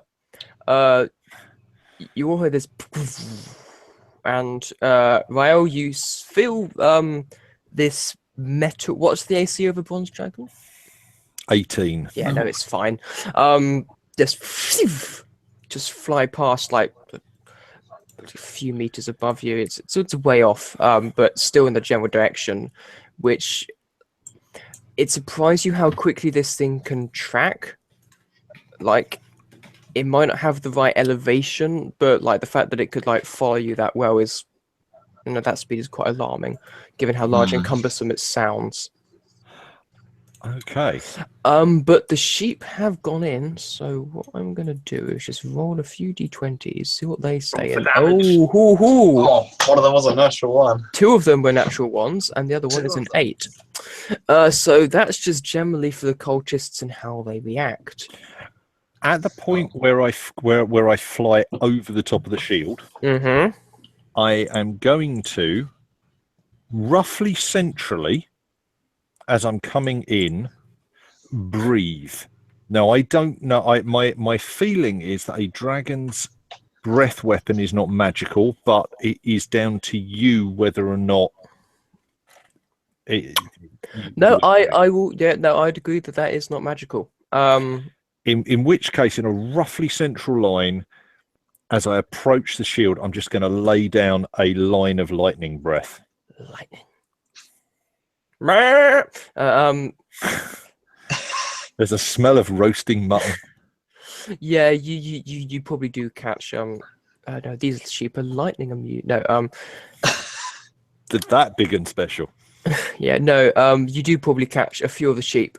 Those of you running out would see some of the sheep's wool seems to have got even bigger, as they've just been caught with sparks and just gone static.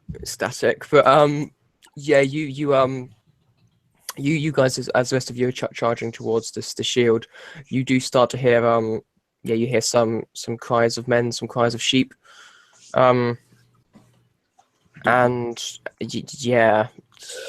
you're pretty sure you caught the thing in the middle, the siege creature, but you can't tell what effect you had on it, Louis. With the breath weapon. Yeah, with the breath weapon. Okay, I do 10d10 lightning damage. Make me the roll. Well, 55 is an average. This is good. I will take that because that's actually just. That's straight out of the book. Yeah, that's cool. They get to make a DC 15 dexterity saving throw, which I somewhat doubt the siege engine is going to make. I mean, but it's I'm only gonna roll it 5. 'cause that's fun, but Yeah, dragon exhales lightning in a 60-foot line that is 5 feet wide. Each creature in that line must make a DC 15 dexterity saving throw, taking 55 lightning damage on a failed save or half that much on a successful one. so on the roll of a 15. Is it got a dexterity of 10? Wait, what? Does it have a dexterity of 10 or above? Oh yes, it does. I was a bit confused. I was like, no, it does. It does. Bugger. In which case, it only takes 27. Yeah, it's still like I say, you can't tell, but you do still hit it some. It was kind of tracking you, so it saw the breathe in coming, so it kind of took countermeasures, whereas the sheep, well, they're sheep, and the cultists just didn't really know what's going on either, so they didn't make the check because they didn't really know what's going on. I'm guessing 55 hit points of damage kills a cultist. Yep. Kills a cultist, nearly kills a sheep. But yeah, I'm joking. It's wool, something great. Yeah, it's Sheep are actually terrats. In disguise. Mini terrasses wearing woolly coats. yeah, trusks in sheep's clothing. Aha. No. No. Why are there so many bad sheep ones? I don't know. Yeah, so you do this. Yeah, you catch some of the sheep. Quite a lot of the sheep have already exited out the other side of the sphere, along with a few other cultists who have actually been pretty much taken with them. It's kind of like being rolled over and bundled. The sheep have actually, like, what's the speed of the dragonfly? 80. So some of them were nearly keeping pace with you, so they were really going for it. These sheep. So they are like barreling through, and lots of them are like coming out the other side. You reckon some of them maybe have fallen over or got caught up in a tent. You see one of them actually just basically just a tent running away. It's underneath a sheep. It's not something you see every day. Yeah. This is just so comical, but it's amazing. It's working. So That's the whole way. yes, you've also dodged this shot. The rest of you on the ground, you now make it into the inside. A few of the troops have gone to like round up the cultists who got knocked out by the sheep. It doesn't seem like they retreated out. It just seems they tried to like avoid most of it, and some of them got taken away with like the blow. But it's definitely dispersed them from. As you move in, you can see they're just kind of all over the place on the floor.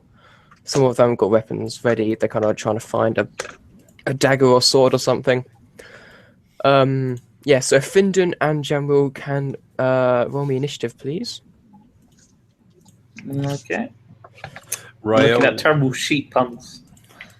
Rael will pick off if there are any cultists that come out whilst dodging around the best that she can. She'll swoop down and either munch or spear one of them, possibly drop them from a height back into the dome. Mm-hmm. Yeah, cool. What I'm going to do is I'm going to send you Varus's character sheet. Okay. On Facebook so that you can do that instead of me running through NPCs, and also gives you something to do when Vial is just flying around, if that works. Yeah. And hopefully it does. Cool. Oh yeah. So if you can roll Varus's initiative 2.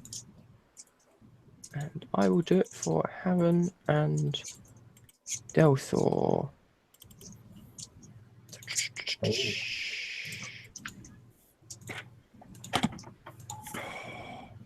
He's not going to like. He's not going to like me a lot. According to this, his proficiency bonus is +2. I might just not fully change. updated it. Yeah, Sorry. it might be not entirely accurate. So Okay, he got a 9 on his initiative. oh, heaven! I mean, Varus. Damn it, names. Okay. So we have a 9. What did Jamril and Findon get? I also got 9. Oh, I got 27. 9. My modifier was +5, so. Okay. Four. What's Varus's modifier? +5. I had a feeling it was. So okay, so we got a 9, a 9, a 27. I have a feeling you're going first. Might be.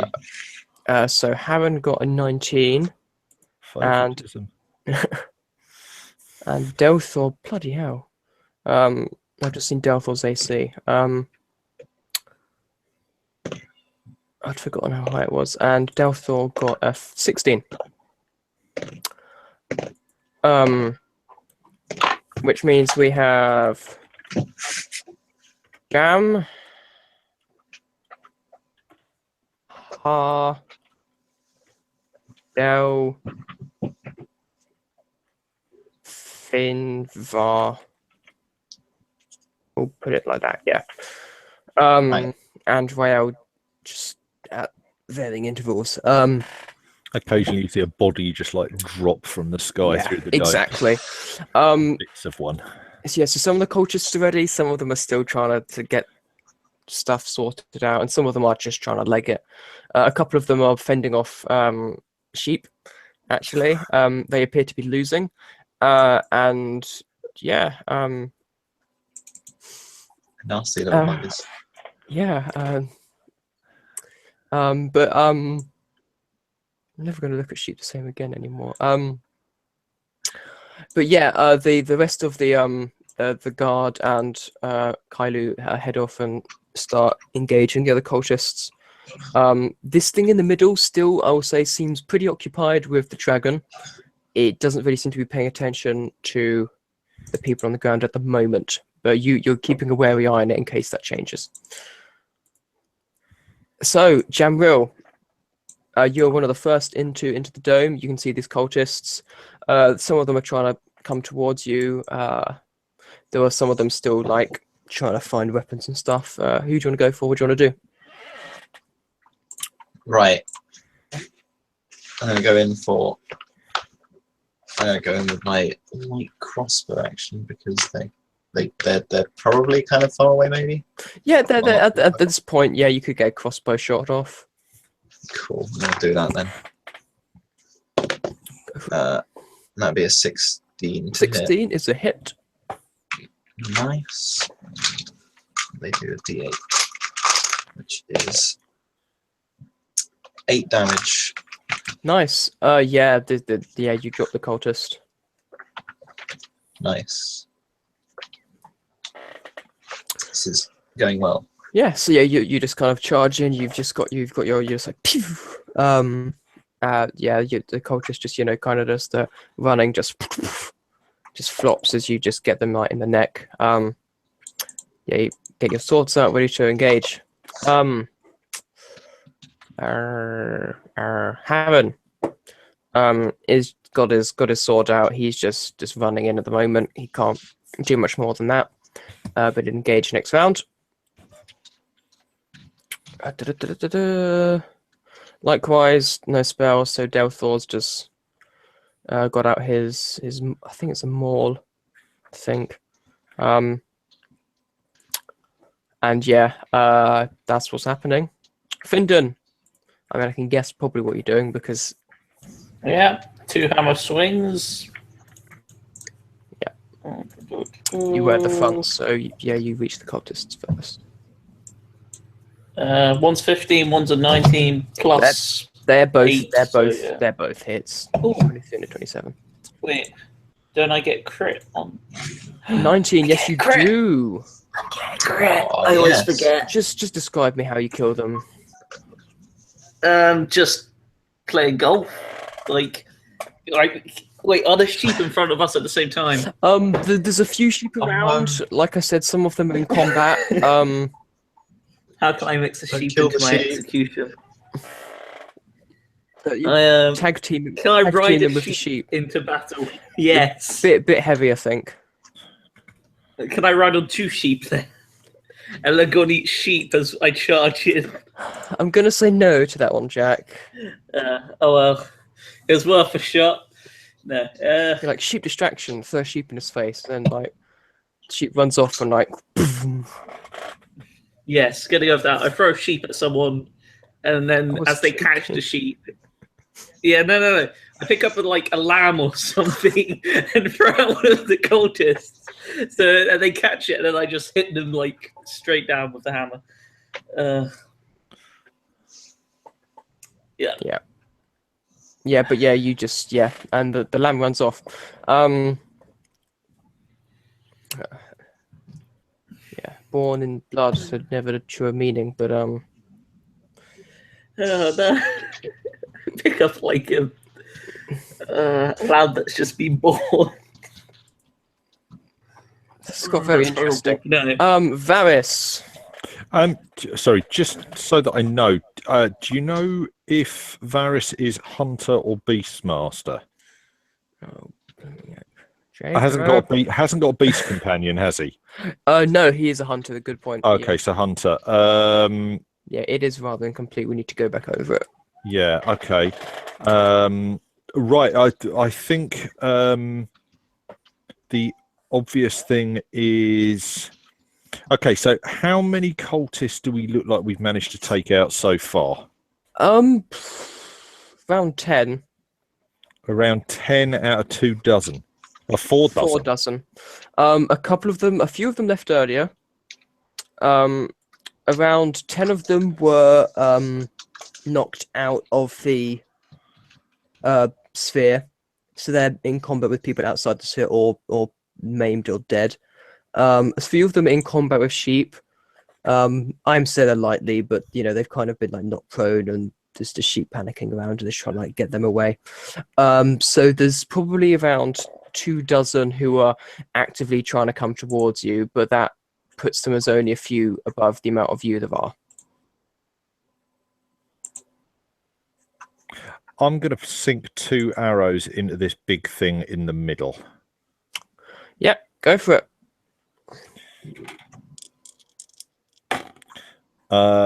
23 and 21. No, yeah, they're both hits.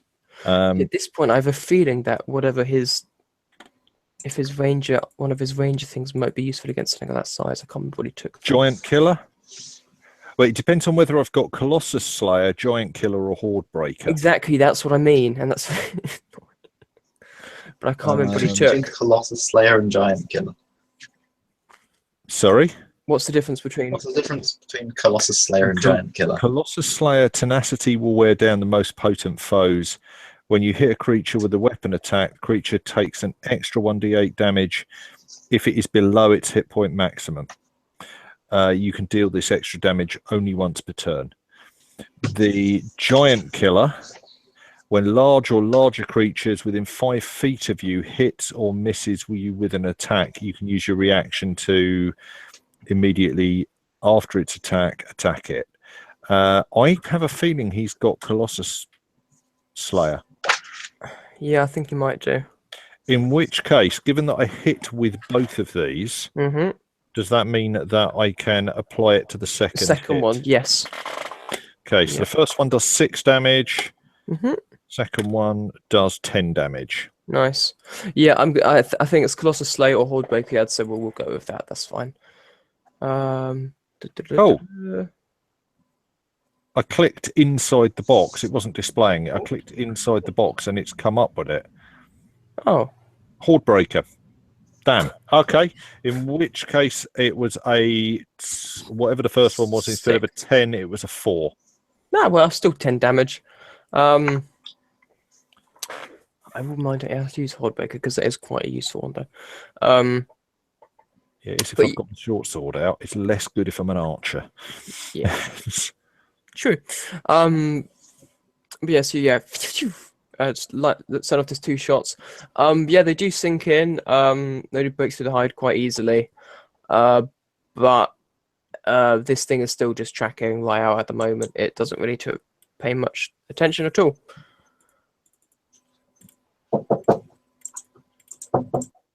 Yeah. Next up is Jamril, who's busy. So Haran is just gonna swing his sword at the nearest guy, who just ducks out the way of it. I think 12. Yeah, they just gets out of the way as Haran swings.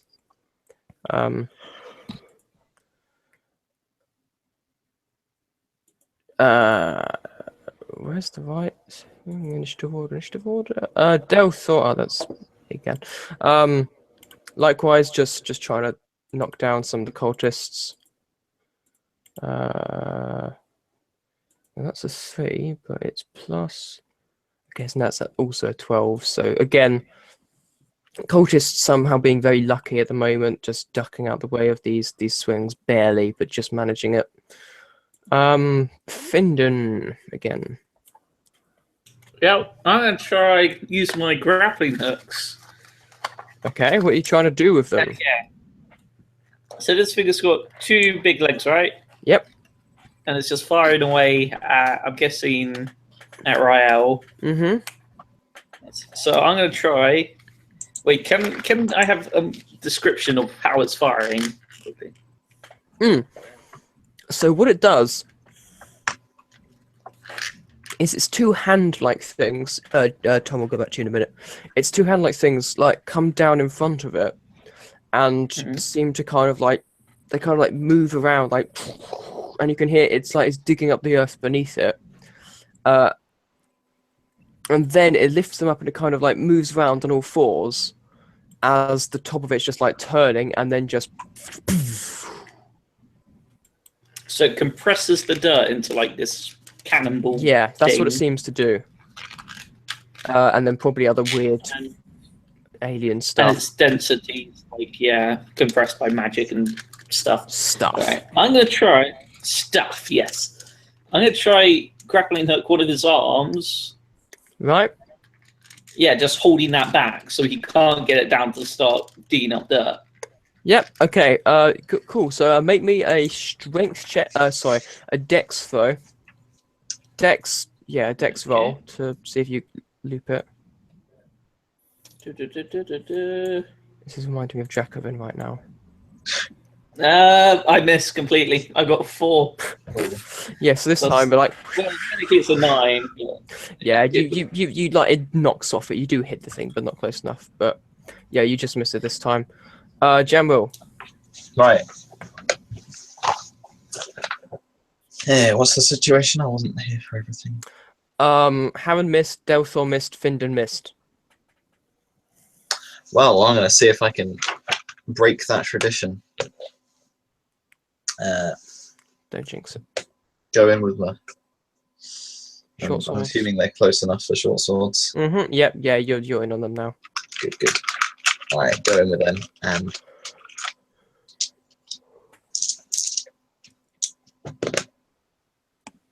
uh, 19 for the first one, That's a hit. and 24 for the second one. Yep. They both hit. Nice. And that is 13 damage. Yep. Yeah. You just take them down. Lovely. Yeah. Cool. Varys again. Varys again. Did these? Did the arrows did seemingly nothing to this thing? So the arrows, like they did pierce it. But not enough to really cause it any major problems. Yeah, it wasn't enough to like be a big blow to it, and it's still not really. It's not like it's bothered. Okay, I've got cultists running towards us. Yeah, Two there's arrows enough of you into it. around them that, but yeah, you can go for that. Really. Yeah, that's a 16 and a 21. Yep, they're both hits. AC, I'll just say it's a 13. So Okay. so- First one only takes 1 damage. Second one takes 6.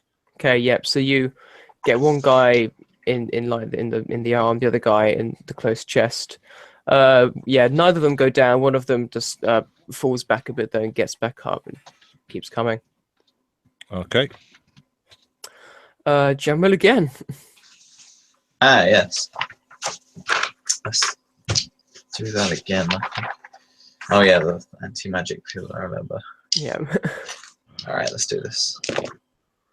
Well, that's mildly less good. So that is a 12 and a 15 to hit. So one of them hits. One of them hits. 4. 9 damage. Still kill him though. You know, he ducks Yeah. the first swing, looks a bit smug, and then you're just like, poof, and just take him out. Nice. Okay. Harren, no. Harren's really wishing he could use magic now, but he can't, and it's not great. Delthor, these rolls, that is a hit actually because it's got +9, but yeah. What's damage on Signet? 1d8 +5. 1d6 radiant. 13, so 17. So yeah, here misses the first swing. Second swing, just straight into the side of this thing, sends the cultist just crunch and flying. Findon. Yeah, gonna go for another throw. Yep. 18 plus. Well, That's- it'll be plus that's 5, five. so 23. You loop this thing round. Okay. Make me a strength save. Okay. I'll be honest, you're looking for a Uh, 20. My strength is +6, so If it's I can anyone do who can this. do it, it's gonna be you. But Come on! Oh, it's close. Is it No, a save or a check? it's, It's a save. If it's a save. Which gives you it's- +3 to it. Yeah. Hey, 20. Is that 20 exactly? I got 11. Ah, So awesome. +6 +3. Yep. Yeah. No. So what actually on a direct 20, what happens is this thing it gets them in the ground because that's when you actually manage to do because it's easy because it's still. It gets them in the ground and it starts to move, and to try and aim up and to fire. And you only manage to hold it for like 2 seconds before it starts taking it with you, but it's long enough for its shot to be off. Yeah, 8. So yeah, another shot's fired at you, but this delay in its tracking means that it misses you further than the last one, Rael. But yeah, Findon, you are now being dragged around by this thing.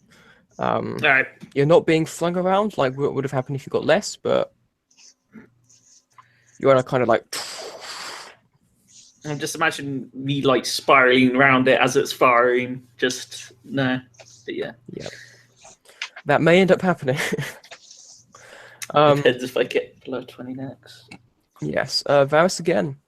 Okay, right. Varys puts 1 arrow for 3 damage into the guy that he put the single point of damage into last time. Yep. And then 4 points of damage for the arrow that he puts into the guy that Harren tried to attack. Okay, cool. Yeah, so that guy staggers back, and the other guy you hit with the other arrow. Yeah, he keeps coming, but he's not looking great. Janwil, Yes. you're cutting through them better than everyone else. So Let's carry on cutting through them. yeah, It's going quite well so far. That's I can't add. Wait. find the Let's average. find the average.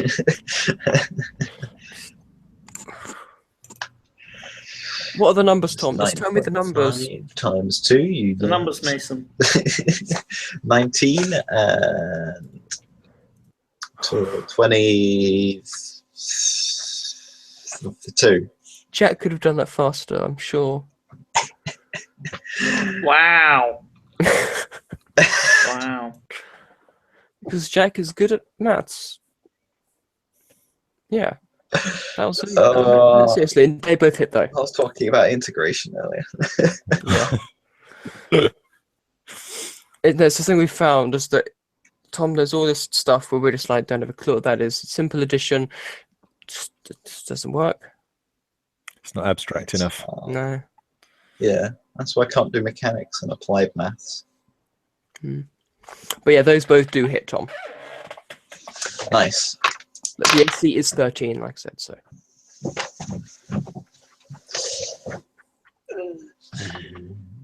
Alright, that's on the floor, doesn't count. Mhm. Even though it was a 6. Those on the floor don't count. That's for 15 damage. Okay, yeah. Yeah, you cut another guy down. They're going down like butter. They are. Harren gets this. Harren now gets the guy now that he's had some help. You kind of hit him with the arrow, and Harren just gets him afterwards with his sword. And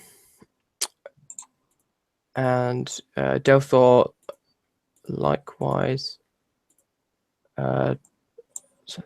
Yeah, knocks another cultist out of action. You can see around the like Kailu said, the guards are much better than the cultists, and the cultists are you've already taken half of them almost probably. Yeah, Findon, can you please make me another strength save? Okay. Oh, this one isn't as good. It's 7. Wait, what's my modifier? That's a 16, I think. No. 15. Yeah. Modifier's +8 for saving throw. No, it's +9. You've not upgraded your Oh, proficiency. yeah, it's +9. Got that. Yeah. So yeah. You try to hold, but you just start getting being pulled faster as this thing's trying to track. You take 1 point of bludgeoning damage. But you are still holding onto the rope, and you are at least an inconvenience to this thing as it's trying to move around. Hey. At 9 and 9. Rael, this next shot comes a little bit closer, but it's still missing you. Just let me know at any point if Rael's doing anything different, Louis. If okay, meta question, but it will Mhm. help me. What's the recharge rate on this thing? How often's it firing in terms of rounds? It's not firing that often. So I missed a couple of rounds, which is why I did it two times quickly there. But like, it's fired fairly quickly recently. Like half a minute gaps is probably how often it is meant to be firing. Okay. I've got a fair idea where it's firing from. Yeah. I am gonna go kind of directly over, and I've got a fair idea from just looking at where the shots are coming from. I'm just gonna go straight across the top and just lightning breath straight down.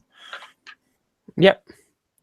Yeah, that would have recharged by now. So So I'm trying to get a feel for how often I can send a bolt of lightning breath in. Yeah, you would have got it recharged by this point. Okay, so it needs to make a DC 15 save. It failed that one, so it takes the 55. 55 points of damage. Yeah. Am I gonna? Jack, do you have rope or chain attached to the grappling hooks? I don't remember what I did. I just have two-ended grappling hooks, double-ended. Because I have a feeling it might have been chain. Ah. Time to go through the YouTube videos. That could take a while. Well, if it's chain, then you're going to be electrocuted. If it's rope, then the rope's going to be burnt off, and you're going to be thrown. Flip a coin. Yep. Right.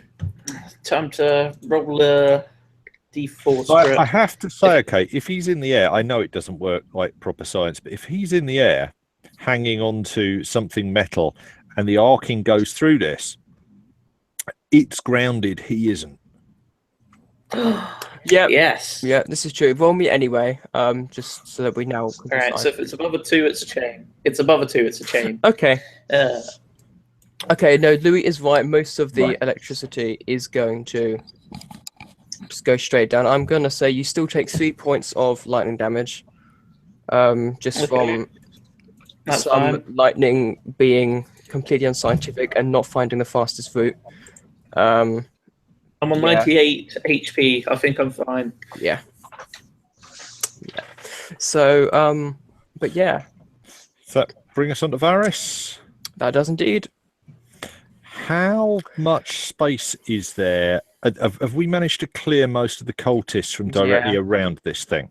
Yeah.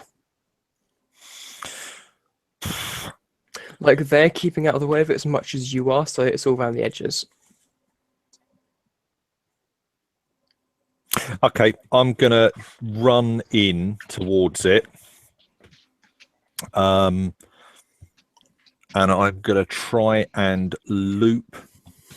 I'm gonna take my rope off, take my coil of rope, and what I'm gonna do is try and fling it so that it goes so that I can kind of throw it between the thing's legs or close-ish to one leg. And then run around the other side of the leg and jam two of the other two ends of the rope through the loop that I've thrown. Okay. Basically, I'm trying to tie a rope around its leg. Yeah. Yeah. Make me a dex check. A dex check. Okay. Oh, you sod. That would be an 8. Oh. I rolled a 3. No, not fun. That's not my character. Nah, it's true. You try it. You nearly get it, but it's just a bit loose and it just doesn't hold. It just kind of unravels a bit, but yeah, you can try it again next time. You nearly got it. Jambo. How long is this double-ended grappling hook thing I mean, of Finn's? I don't remember. like 60 feet or something. 60 feet. I don't know. It's pretty long. I remember being like inordinately long, but we just went with it. Have you got another one of that? Is Finn in the air or still on the ground? Finn's in the air at this point. Okay, so Finn got another one of those. I feel he only has one. Damn. I put double-ended grappling hooks. You know what? So I'm pretty I'll sure- say you've got two then, because yeah, if you put plural, if Varus can get it off of the flying dwarf, then Yeah, good point. It's like, pass me it, and I'm just, no. Tie it to this. Yeah. Terrible ideas, there are terrible ideas. No, I'm over here. Yeah, but yeah, So yeah, you do the second one in his like on his back, if you can get to it, Okay. maybe. But the rope did work. It just you just missed the looping. Yeah. So Jamil. Right. Okay. So I've been like hacking my way through cultists, and I assume I've been sort of slowly advancing forward through this. Mm-hmm. Yep. How far is it So- left to? So get you've to the kind big of roboty thing? been going towards the right, like just edging round in like a semicircle thing, like avoiding the middle, and you've just been cutting your way through. There's only like one or two left, and then like on your side, most of them are gone. You could even leave it now, and Delthor would probably deal with them. So it's just really up to you. Now get the last two. You know, more score, as Yeah. the prophet once said. As the prophet once said, maybe you should help your friends. Mm. I'm keeping count. That is a natural one, and and a 17. Okay. Well, 17 hits. First natural one of the game. So, Yeah. boy, At least it wasn't your first roll. Mm. yeah, and that's a 9 damage. Yeah, that's another kill. You're literally just walking down, they'd like charge you, just like nope. And one to the Nope. Flip completely missed that one, but nope. Yeah. Nice. So yeah, there's really not many cultists left now. Harren hits another one of them and takes him Nice. out. So he's getting used to it now. Delthor misses this time, but hey ho, there's only one left on your side. Findon.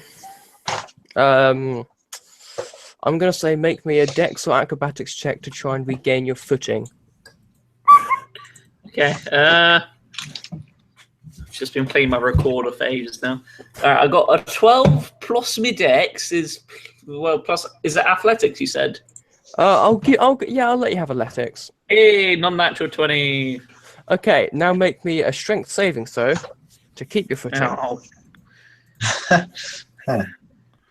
Oh no, it was so close to the natural one. So I lose I like land and I'm like, hey, got it, and then I instantly whistle my feet. Yeah, because you're I got 11. Flip. Yeah. Oh, that's close. Yeah. So you regain your footing, and then so I know this is harsh, but this thing's huge. But yeah, then you lose again, taking 2 more points of bludgeoning damage. Can I throw my second hook as I land? Like, take this, we got him, and then woof. Yeah. I'll say you don't necessarily throw it to Varus, but you throw it.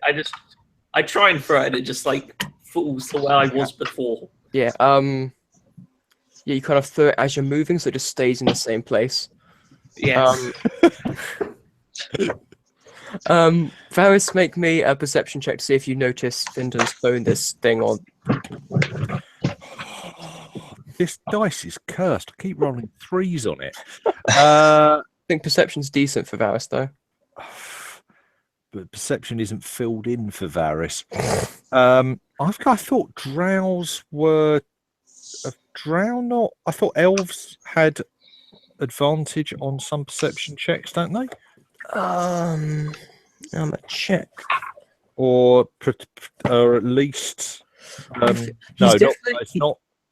He's definitely proficient.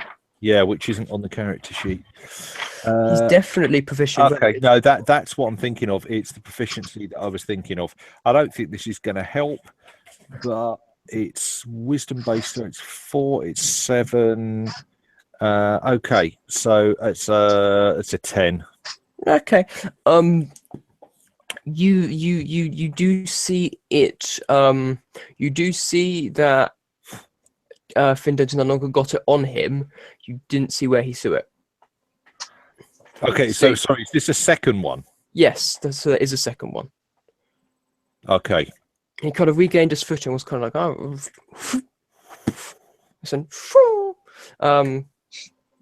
that's a weird sound. But yeah, you noticed that it's not on his pack anymore because you could see it, but you didn't see where he threw it. So it's in the long wavy grass somewhere. Okay. Probably near this thing's feet, but okay. Yeah. I am going to try my trick with the rope again, just to see if I can tie a rope around its leg. Yeah, maybe another dex check. That would be a 19. That's more like it. Yeah, you absolutely manage it. Okay, so I've got a double loop around its leg. Mm-hmm. How yes. is its leg moving rapidly or not? Fairly rapidly when it's moving, yeah. So it stops entirely when the thing's like loading up, and then it moves.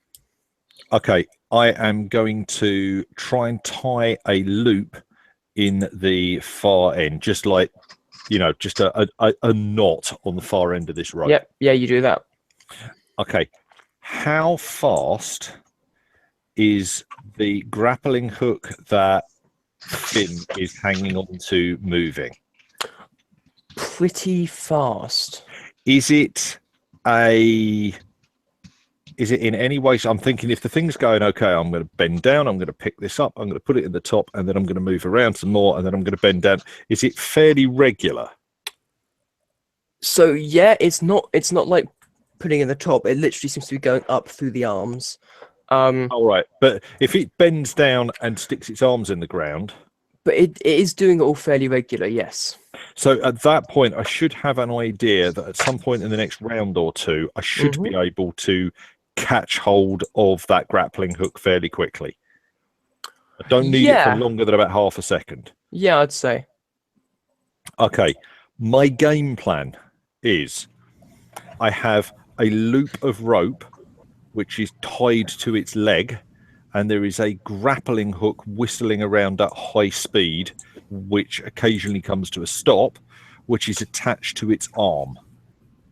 What I'm hoping to do... to a dwarf. The dwarf is not my issue at the moment. What I want to do is to connect the grappling hook to the rope. And then we'll worry about what to do next later, but it's a starter for 10. Yep. Yeah. Okay. Yeah, that's cool. Sound. Obviously, I can't do that this time. This time I've just tied it. But yeah, that's cool. So That's fine. on my next round, or however often it is that it stops, I want to attach those two together. Yeah. Okay. If possible, I'll go for the opposite leg to the arm that he's done. Yes. Yeah. Yeah. Yeah. That's fine. You do that. Okay. So.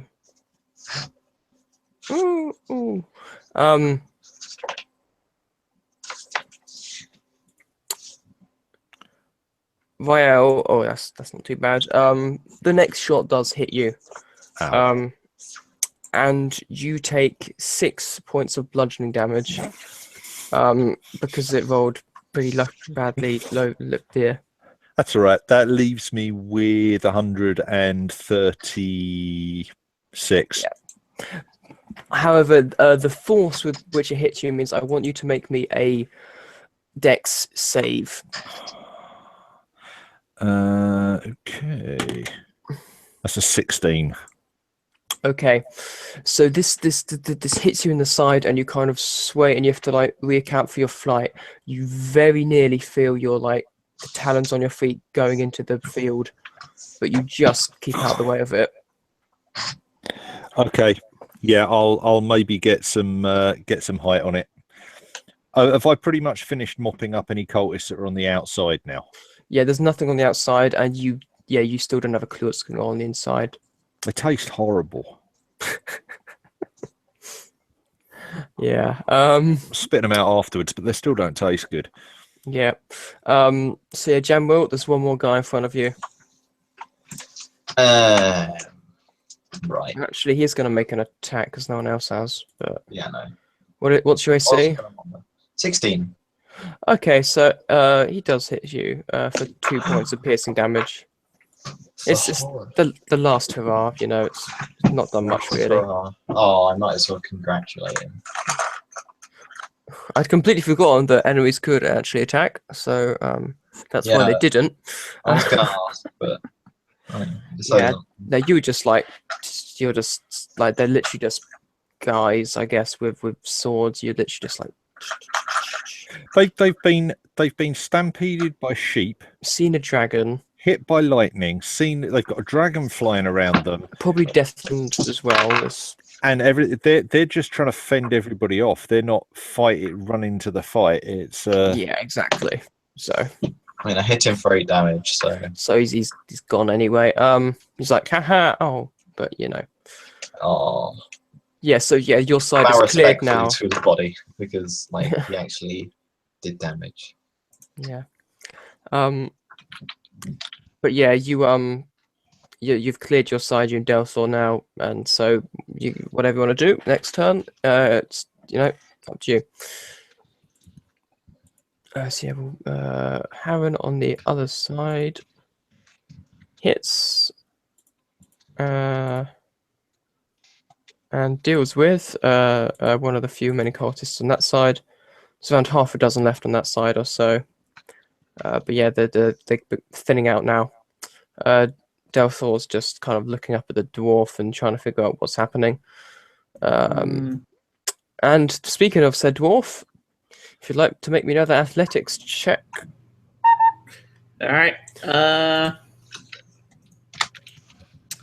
I got non-natural 20 again. 12 Nice. plus 8. Cool. I got that twice in a row. I think you did, yeah. You mean you got no? That's a 21, Jap, because it's plus 9. No. Yes, it is. Change it. Oh, So yeah, now I need another strength save. if I get a 2 again. Oh, it's better. I got a natural 1. Ow. Just hit my What head. did you? Hit my head with a corner. Alright. I got a natural 1. Place Titanic Sea. Yeah. I can actually. Yeah, I know you can. Please do not. We're going through the. Let's go. Oh my. Well, you're so lucky. You take another 2 bludgeoning damage, Wow. and are really being thrown around. I'm just getting thrown around. You've kind of got used to this pattern of when it moves, and you kind of get your footing back at yes, and then it moves a beat before expecting you to, and you're like, and it's going to be 3, 2, whoop. Yeah, and you're just not expecting when it moves. It's like whoops, and yeah, it goes a bit wrong really, but you're still holding on. I'm never gonna let go. Never let go. Never let go. And your jacket. Oh my god. Varys. I have the rope, and I'm looking for the opening at the point where Findon or his grappling hook are you at the ground. completely get the opening. Just a few, just a bit before when Findon did that. So if you want to make me a sleight of hand roll. Seriously? Okay. It's slight to tie the things together. I don't have to tie it together. I just have to hoop. I just have to put. Oh the yeah, you do. grappling I'm hook gonna through the loop. I'd be Dex anyway, so you know, it's Yeah. same thing. That's going to be a 15. Okay, yeah, I'm gonna, yeah, that's fine. Then I'm going to roll out of the way and run back, give myself some distance, and try and see hell is going to happen next? Okay, yeah. So you do this, and both the grapple hook with the attached dwarf and the rope they're quite long, so the tension isn't always there, but there are points where the thing kind of like pulls against each other. You're worried at moments like that the chain's holding fine, but that the rope might, just snap. But it seems to be holding okay, at least for now. You reckon if this thing put real effort into it, it could probably break out. But at the moment, it seems to just be moving. It's still doing its thing, but it seems to be kind of having a harder time moving as easily. So it is definitely worked to some extent. How many cultists have we got that are still around? Like 5. Okay, I think next turn I'm going to start hustling people out. If we can mop up the cultists and get out, then hopefully that mad idiot up there in the dragon can at least try and carve. We can at least give ourselves some space and see what happens with repeated lightning strikes. See if we can put this thing down. Yep. Indeed, so that's a good plan. Findon, next time, let go. All right. Hold on. Oh no. What? This could be very bad. Okay. In fact, I may want to wait till the last second, and then as the lightning comes down. I'm going to do that. You can lose Could end 55 terribly. hit points without dying, so it's not so bad. Yeah, Vial, make me no, sorry, not maybe you take another 12 points of bludgeoning damage. Okay, no worries. As the dragon as the dragon gets hit by another thing. Make me another I'm dex save with I'm not anywhere close to this thing after the last time. yeah, with advantage. Just make me it. Okay. Dex save with advantage. Yep.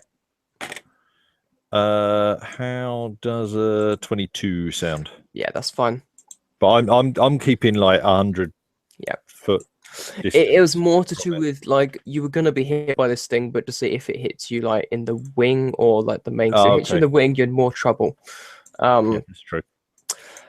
But yeah, no, you're good still. What this thing does next is kind of stops with the whole picking up dirt rotation thing and actually just lifts both of its arms and just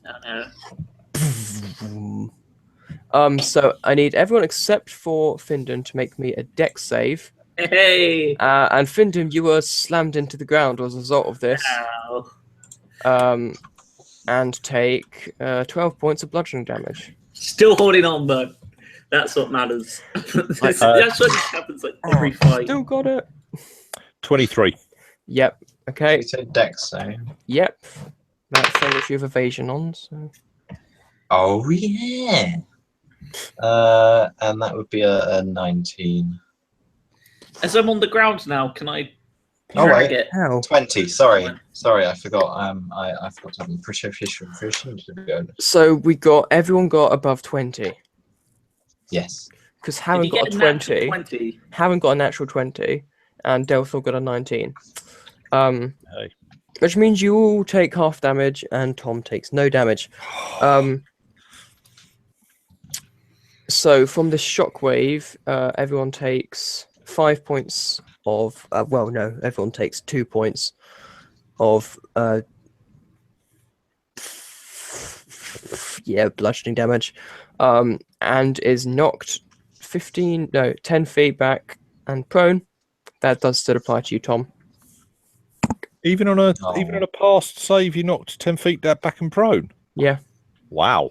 Okay. It would have been further if it was failed. Okay. That might have been a better bet. Yeah, maybe. Yeah, this thing's kind of noticed this tangling of its feet, and I think it's just trying to get things away from it now. Oh no.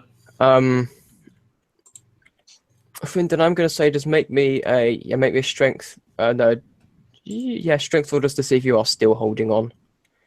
Strength. Actually, give me Constitution. Oh, That's still decent. wait. Constitution is +4, 16. Okay, yeah, Oh wait, saving throw, 18. 19. Really? 7 Really? +3, not +2. +4, +6. I've got +4 with my modifier. So it'll be Yep, +7. you're right. Never mind. Just change So, the.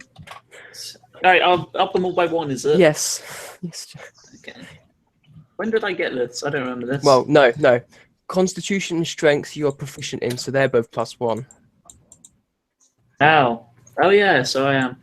It's only been 3 levels. I feel like I'm using an old sheet because it says level 6, but at the same time I don't know.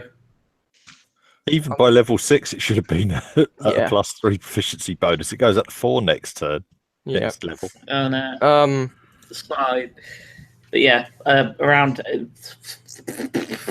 19, 17, 18, 19. Yes. Simple maths. Yeah, but yeah, you do keep holding on. Hey, this happens every dragon fight as well, I swear. Yeah.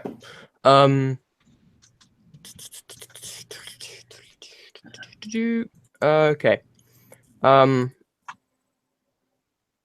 Rael, you can use your breath weapon again now if you want to, just so you know. It has been long enough.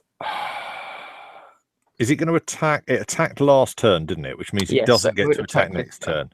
In which case, at that point, I'm going to swoop over the top and try and lightning straight down. Do you need me to make? I feel bad that I'm automatically hitting because I can't see it. Can I? Its size and how it's not moved from the middle means it's fine. Okay. In which case, just- it needs to. Yeah, it Decent. makes it so it takes half. So that's 27. Yeah, it is. That's a big bugger. That's, mind you, if it's worm based, it's probably only taking half damage. But even so, that's over 100 now. It is. It's on 120 at the moment. But it's not actually. It's not risen to line damage. But it is still up somehow. But yeah. You've run over this thing. The guys on the guard. This thing does look fairly charred now. But it is still functioning fine. It just seems like the outer flesh and hide and stuff is a bit gone. Does Varys get go this turn? Yeah, Varys is going out. He's going to put 2 arrows into it as he's retreating up the slope and start shouting at people to get back and just try and just hit it from a distance. Mm-hmm. You said 13, so yep, that both of those hit. A 1 and an 8, so 9 points of damage. Ah, cool. Yep. So yeah, everyone's the cultists are pretty much all gone now. There's dispatched in the last 2. And yeah, people are starting to move away from this thing now. Getting up off the floor and yeah, moving back. Yeah, kind of following to where you said. Vial, you start to see you start to see the people moving out. Make me an insight check. Insight check. It's wisdom based? Mm-hmm. That's right. Else see me. No, can't see you. Oh well, it's fine. I got a 20. Okay. Jack. Oh, sorry, 23. That's fine. Jack, you take another 9 lightning damage, by the way. I Fine. forgot to say. Yeah, basically that was to see if because you didn't have a clue what was going inside, if you thought they were cheating or moving out for another reason. But from what you can tell, it seems like they've eliminated the cultists and they're just moving out to let you do your thing. On a 20, you probably notice you can't see Findon, but you're like, it's fine.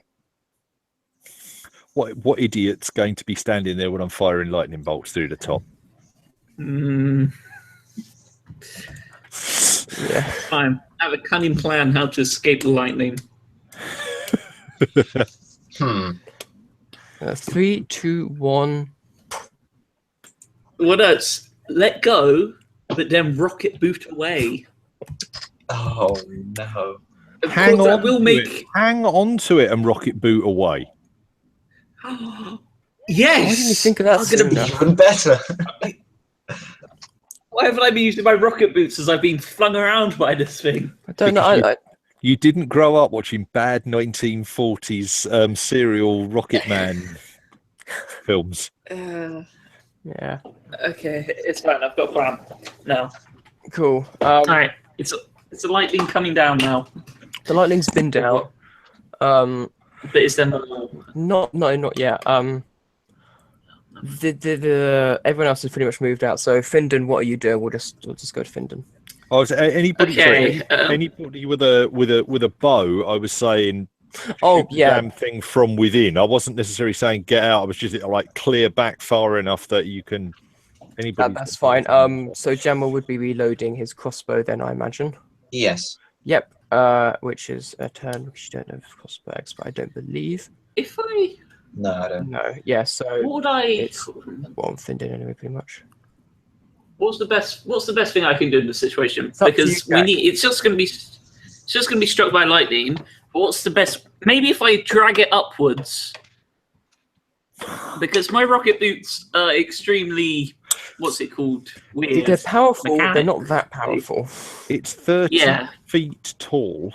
Okay, that's I feel like I 10 can lift it. meters. That's just over 10 meters, and it's made of flesh and earth. Okay, I've got an amazing plan. Sideways. Okay, no. I'm gonna Just describe what you do, Jack. I'm gonna boost completely upwards, Right. and then as soon as I reach the top, I'm gonna get out my warhammer and go for a swing. Just as I'm coming down, I'm gonna strike it directly in like what I hope is its weak point, A weak point. and hopefully Your the lightning warhammer. will help. It will eat your warhammer. It's fine. Okay. So you fly up above this. Just Okay, I'm Should just I going to roll give you a for this? moment. I'm just going to give you the 1 moment now. Are you sure you want to do this? That's Yes, a bad because- sign, Jack. I still have it. Wait, doesn't it fire out? Remember the top? sword firing incident. No, it's fine. It's Don't fine. do this. Okay, I need a final answer. Oh, All right. I've still got to charge in my rocket boots if the worst comes to worst. Yep. So yes, Okay. yes, I'm gonna do it. Okay. Wait, I'm No, that's it now. Remember that time like- you tried to fire a sword out of your crossbow? And he said, don't do this. Are you sure about this? This is the same situation. No, I thought It's fine. this is different. That was just silly. This is well, still kind of silly, but different silly. It's an entirely different situation. What's the worst that could happen? So you fly up above this thing, Jack, and get your warhammer out, like fire on this one, bringing it down. Suddenly remember that this thing's essentially a giant cannon. There's lightning behind me. There's no lightning behind you, but you suddenly realize that you're right on top of like the cannon part, and that it's probably about to fire. Oh.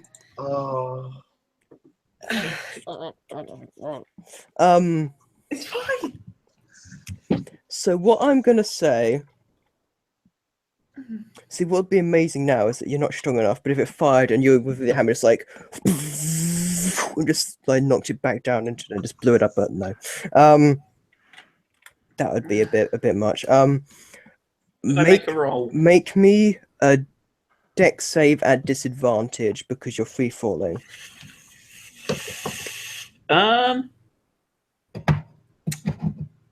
Yep. All right. I've got nothing I can use here. I've got no extra deck saver things. So Nope. let's have a look. Oh well, one is it's not bad.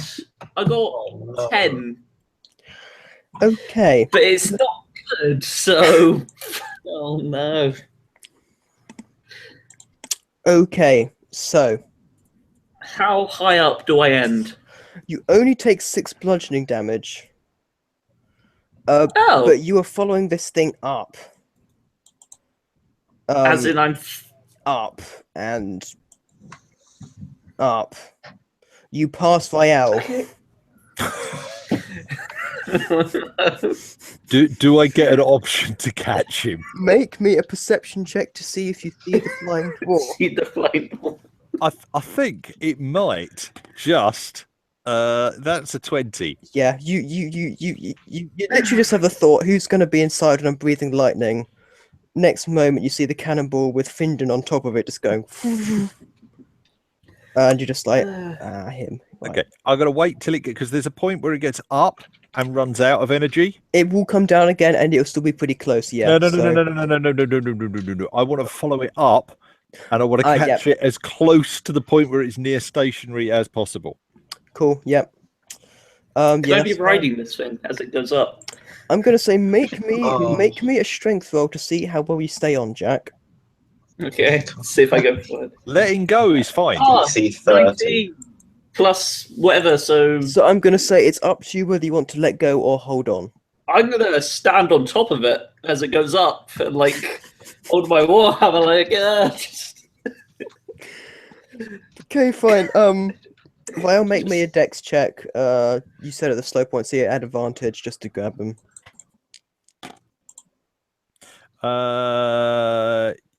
Oh yeah, no, that'll be a 17. Yeah, that's fine. Yeah, he's just standing. You just somehow standing on it, and you just kind of snatch him and go back down. Finn, Well, really? it was a good plan, I swear. Dovahkiin. Not terrifying, not terrifying. This gives you that look that only Vial gives, even though it's still a dragon. You can just tell it's that. That what are you doing, you stupid dwarf? Anyway, what are you gonna do with him now?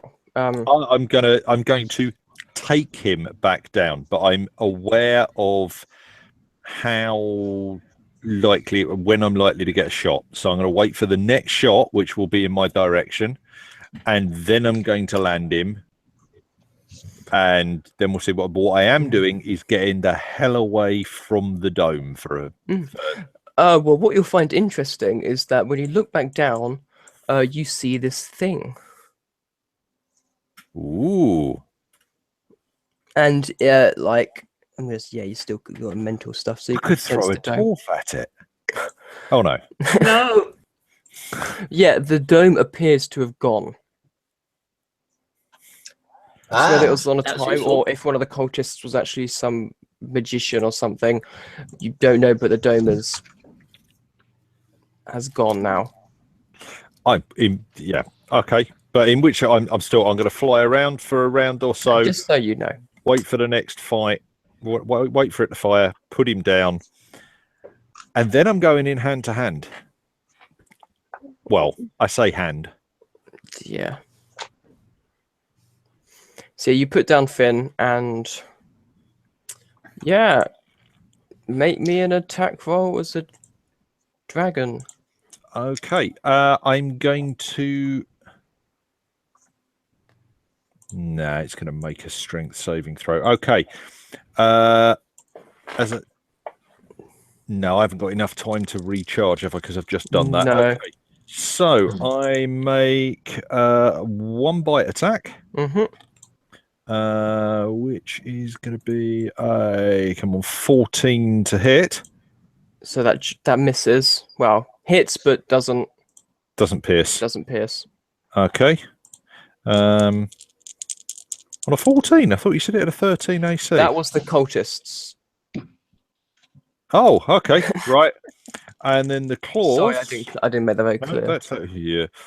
1 fumble and 123. Well, the 23 hits. 23 hits. Bats the fumble away. Let me do 8 plus 5. So 13 points of damage. That Nice. was not as good as I thought it was going to be. So yeah, you've not like melee combat at any stretch isn't really Rael's thing. And yeah, you kind of swing this thing and it kind of like its hide is still quite tough for how it looks, and it bats away another one of your attacks. But you get one rake in. Okay. This thing comes back. With its two army things. AC 18. Okay, so one of those hits. Godzilla versus the siege weapon. For 18 bludgeoning damage. Okay. Okay, that drops me to 106. And also... no, I can't do that at the moment. So, yep, it is your turn again. Okay. How many rounds till I can breath weapon it? Another 3. Another 3. Okay. So The rounds were slightly longer before as well. That's fine. That's fine. It's 5 to 6 recharge. So yeah. oh crap! Right, bite misses, claws, both hit. Which is 10 for one. Oh my life. And 10 for the other. Okay. Yeah, so yeah, this thing it's been pretty wounded, so it is taking damage, like quite heavy damage. Both its attacks back do hit, which is 38 damage. But Ouch. you're Okay. Oh no, that's what's that? 68. yeah. So you've got these claws just raking this thing, and it's just like pummeling you back. But it's yeah. Anyway. Okay, I'm going to do the claws first this time. Both hit. Nice. Which is 3, 8 plus 5 is 13. 5, that's 11, that's 16. Okay. And if that doesn't... Okay, I've dropped one of my D20s. So, 2. Right, and the bite is... I just can't... there's something about the likelihood of this thing tasting horrible that's just... Yeah. Well, both of its attacks miss. Yeah. I can't see what's happened to my other D20. So, claws first. Yeah, 1 miss, 1 hit, 4, 3. That's going to be 13 points of damage. And the bite. Don't need it. Oh, I've just rolled a 19 on the bite. You just got it on that second claw, so. Okay. Yep, you yeah, this thing's pummeled you back a bit, and then you just come back and start making it, and it's trying to get hits in, but it's just missing, and you just open it up down the barrel. Exactly. And it just muscle with my teeth. Yep. Goes down. Cool. Yeah. At which point Rael throws back her draconic head and just blasts lightning far into the sky, 60 feet into the sky above me. Yeah. Whee. Cool. Yeah, the sheep do likewise. It's all great. I would make a Zelda noise with my recorder, but I don't yet know how. Set off with the Titanic theme tune. All right. No, it's so I've been practicing, and it's the most horrible thing. No, that's the only thing I can. Great. I'm sure you can play it after we finish. Yes. But yeah. So does Rael stay dragon, or does she then revert to Rael? I think she's probably like to stay dragon for a minute or two. Yeah. And I mean, she can still converse with the others in draconic form, but part of it's the first time Rael has polymorphed and been injured, and part of her is quite scared that the damage that she's taken in this form will transfer over to quite severe pain when she transforms back. So she knows that from what she's read on the spell that's not going to happen, but she can feel the bruises on the dragon legs. I mean, I could try and heal. Yeah, I was going to say, like, the others can tell that you're, like, fairly battered, and Delthor, Varys, Jamwil would come do some of the healings. I'd tell them to. Oh, I'm fine. Don't worry. With a thick Sean Connery-like accent, I'll tell them not to bother. I can't remember which movie that was. Yeah. Yeah. But you were successful. Kaidu comes over to you, who've kind of formed around Vio, and says, Thank you, all of you. The city, at least for now, is safe, and we can return there soon. Well, we can return there now, once we've just cleared up what's around here. But you are free to continue the city. It should be open now. Thank you all for your help. You have been truly incredible. We had heard things, of course, but it was an honor to fight alongside you all.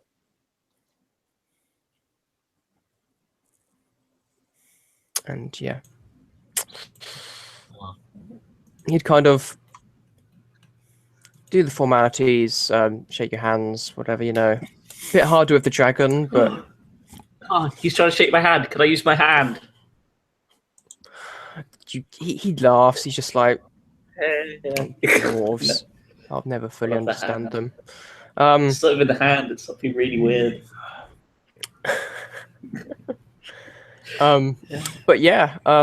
So the Night Guard are basically just like clearing up the camp, the cultist bodies, just piling them all up, debriefing the sheep.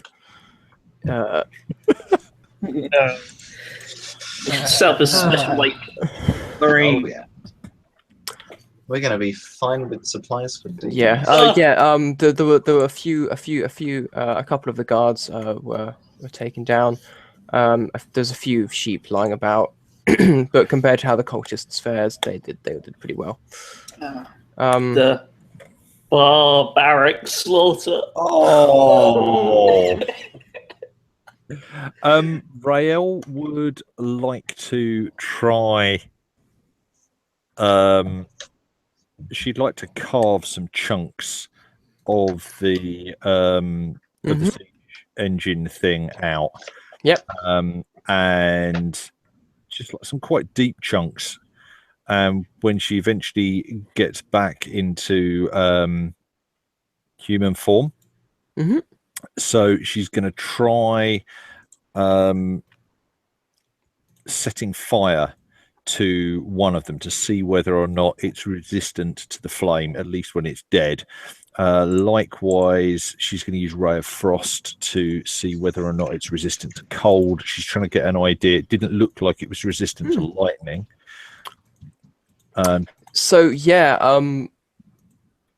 What you notice is the exterior, the kind of hide, is resistant. The interior is not. I'm just gonna file smart. What you think happened is because you could attack it from above, you were firing down into it, and so it was not protected against the lightning attacks. Ooh, so the outside of it's... So the outside was resistant. to lightning, fire, cold, but not the interior. And so, however Raya wants to play it off, luck, or if she knew that all along, she did do proper damage to it because it was going to the cannon part. Acid. If I Acid got any does not work at all. immune to acid. Yeah. Hmm. But given the fact that these things have spewed acid in the past, that's not entirely surprising. Oh, we learned something. Mhm. They are tough sons of bitches. Yeah. But yeah, unless anyone else wants to do anything else. No, I've got nothing. No, I think I'm good. Yeah, you guys Lamb chop. you guys leave leave the rest of the group to it. The rest of the night guard, who are down the day, but doesn't really matter. And you head on up to Eloth, the city, which is indeed no longer in lockdown. Delthor is way through it. You likewise. And yeah, the rest of your day, you just make your way to the Watcher and yeah, recuperate, relax. That's I mean, bit of a not very climactic ending, but you got another key. Yes. Yay. Very good. Very good. You get another so it's not as hidden as the one Samdrin had. It is just within the Watcher, so Delthor gets it to you. And you've got a day or two of somewhat relaxation before the next guide arrives. We have a city that I can maybe use for some purpose there. It sounds bad when I say it like that, but I may want to craft something new. Maybe we could. Maybe there's an Apoth guy thing. There is an Apot if you want to visit. And Oh, it's still got the same shopkeeper, Nurse Joy style. Yep. Rael will use her global Facebook to let the other Watchers know what she's learned about these things, and ask for any suggestions for what they think we should, any experiments we can carry out on the thing's carcass to get a better idea of. Yeah, they're very thankful for what you tell them, and just say testing other forms of sounds very meta, but other forms of damage, seeing what, if anything else, is more effective, or if it's all pretty much the same. Different kinds of weapons, swords, axes, hammers, if anything seems to work better, if anything breaks through the hide or what. And they say also, if you give a sample, if possible, to Apoth, as you did with the worms, he might be able to make use of it. Yep, I could potentially the next day, if we know have we just got one overnight stay? You've got 2 overnight stays. In which case, I could go out the next day, repolymorph, and just drag the whole thing back for Apoth, if he'd like that, or as much of it as he wants. Yeah, Apoth would say the whole thing's probably a bit much, but he would be happy with large samples. He could probably use them. Okay. And yeah, if you guys go to Apoth's, and you give him that stuff, he's happy that he says he'll let you know what he finds in the future when he sees you again. But yeah, if you want anything, if you need any more fizzlers of any kind or anything, just say really. But I think you guys still have quite a lot. I can't remember. I'm feeling someone's got a note of them. I think we've still got 4 apple, 15 lemon, 4 cherry, 2 rock candy, 2 coffee toffees, and 2 whiskey drops. Yeah, so you guys are still pretty sorted. Finden's got the whiskey drops. Yes. But yeah, Could maybe do some more alchemist fire. Yep. Yeah, you can have. April has some of that, so you can have 3 vials of alchemist fire. He just gives to you. I'll think of more imaginative way of having that in future, but yeah, 3 vials of alchemist fire. Just finds. Yeah. And yeah.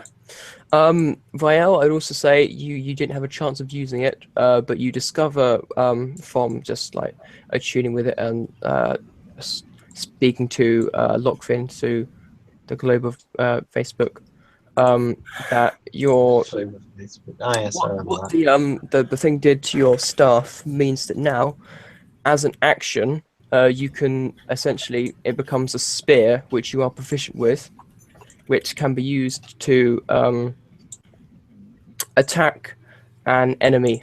Obviously, it does 1d4 plus your intelligence modifier, so it doesn't do a lot of damage, but it completely ignores armor. Oof. So the AC of the enemy is only from their dex. Blimey. Okay, right. So 1d4 damage. Plus that your what- intelligence. That's my intelligence. Oh my life. Okay. No, that's pretty good. 1d4 plus 5 damage. AC and based on dex. Yeah. Wow. Okay. And it's force damage. Okay. So yeah. Yes, attack is strength modifier plus proficiency. Strength, not dex. Yeah, strength. But yeah, I'd say yeah, spit. Yeah, I'd say strength. So,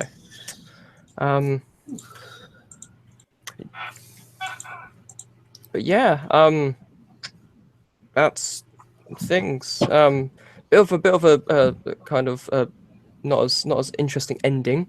But you guys made it to the city. Got some cool stuff. Found some good stuff, and we will leave that session there. Certainly like the dark vision. Yes. Yeah. That was cool. I hope you guys enjoyed that. That was I think that's pretty fun, pretty funny as well. Yeah. Yeah. I think first week back after Easter would be the next session. As in after the Easter holidays, not Easter. Might try and do a game then. Then I think we'll see what people think, but that we might leave it there for until exams. We might do one more. It depends what people think.